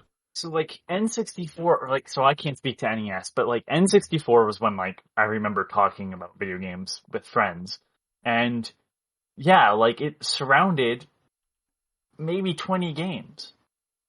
There's hold on, N64 titles, N64 Super games. Nintendo had 717 games total in the U.S. So there's 393 licensed games for Nintendo, and let me see. There's 297 games in North America. All right, just for N64. So just for comparison, between Super Nintendo had 717 games, the Nintendo Switch to date has 4,365 games. God damn it. Yeah, and like, again, the conversation only surrounded maybe like 30 at most.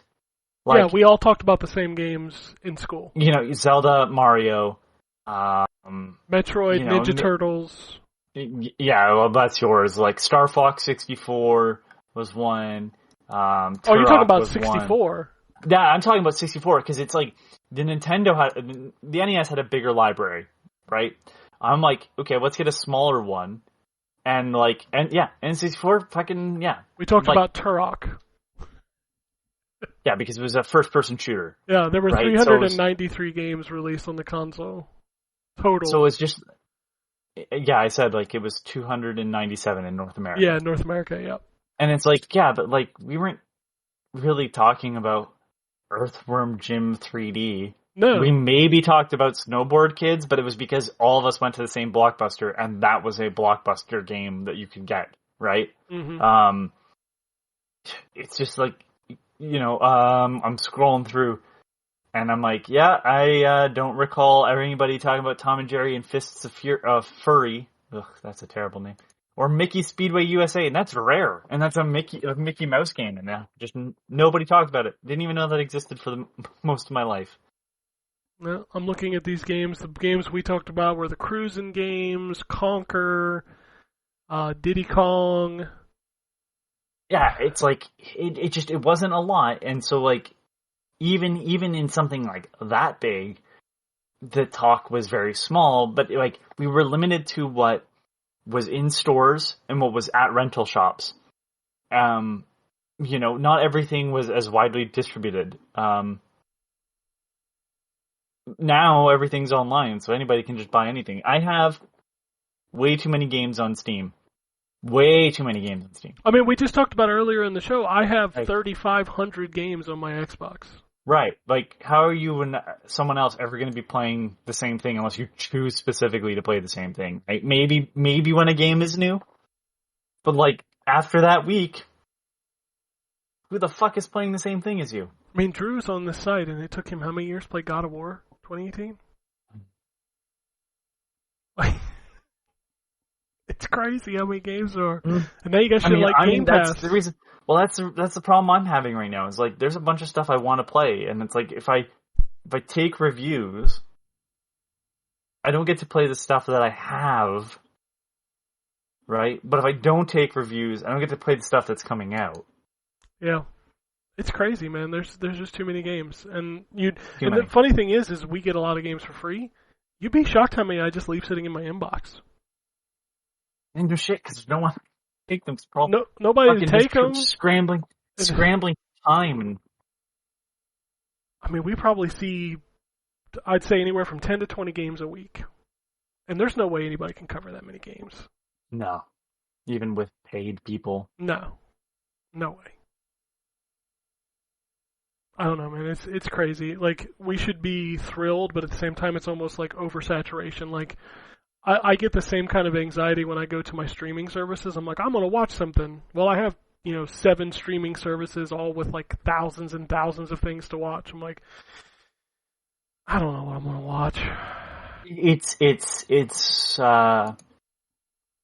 It's a shame that, like, you go on YouTube and there's people doing hidden gems videos, but it's like hidden gems on consoles that are older, that are all physical releases. Like, I get it. There's stuff that people missed because, Earth Defense Force 2017 was like a hidden gem for a while, right? Because it was a bargain game and no one picked it up because what is it?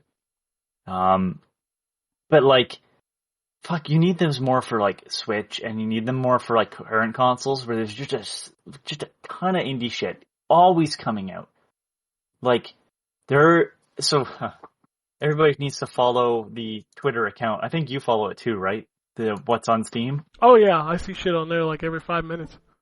What's on Steam? That's actually what it's called. I couldn't remember what it's at. What's on Steam, and it is a bot that has an unfiltered view of every single game that gets released on Steam as it gets released.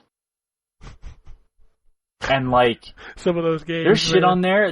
Some of those are really fucking bad. You just look at it and you go, "Oh, that got released, huh?" Yeah. You sure that's done? Furry teacher. Remember the furry teacher? I do not, thankfully. Oh God. But like, there's been stuff on there that I look at and I'm like, what the fuck am I looking at? I want to play that. That's such a weird concept. And like, yeah, it'll never get talked about. It probably won't even make your Steam recommendations because no one knows it fucking exists. So.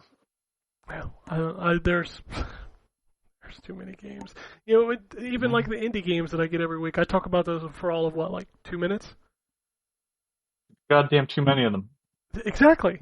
Like, that list that they send me every week is at least, like, the minimum I've ever seen is like 5 or 6. The most I've ever seen is like 20. And it's every week.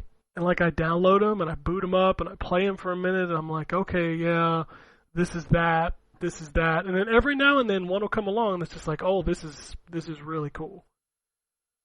But for the most part, it's just like, yeah, I've been there, I've done that. Do I really need another one? Because I never finished the last one I played. I don't know, man. It's crazy. It's a crazy thing to complain about. It sounds like a first world problem, but at the same time, when it's something you enjoy. No. See, I don't agree with that. I think it's you want games, you want the good games to rise to the top, but it is literally like they cannot rise to the top because the top is always too high because we're pouring more new shit on top of it, right? Oh, so 100%, like, yeah. So like, because it's not even necessarily for the benefit of us; it's for the benefit of the developers. Like you want people to be able to, like, you want good game creators to be able to make more games, and they can't when they're being buried alive constantly. Yeah, there's no way. That's why people who put their games on Switch put them on sale for like $0.25, just so they can rise to the top of a endless list of games. It's crazy to me. Anyway, that's all I got for this week. If you want to follow us on Twitter, I'm at ZTGD. Anthony's a complacent robot for now.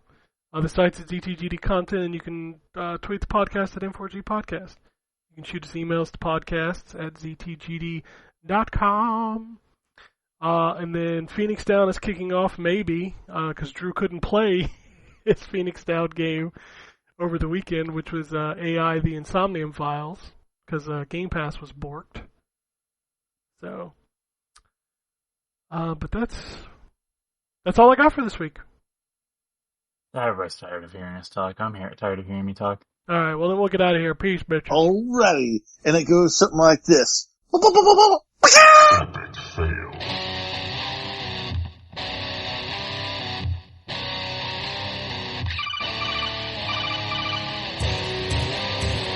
Welcome to the N4G Podcast.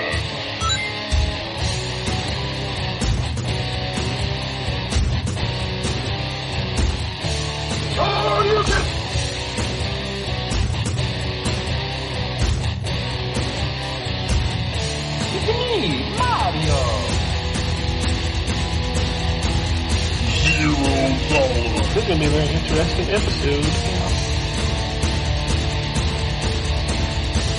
Gather time. Greetings, programs. I got lost trying to find my way to the secret underground N4G Radio lair. The Wombat. And I always live being angry. Killer Wolverine.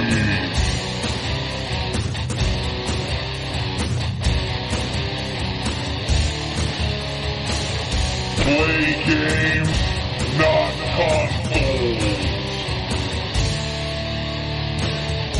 No fanboys allowed. And then I killed the dragon. 8.0. Killed the dragon.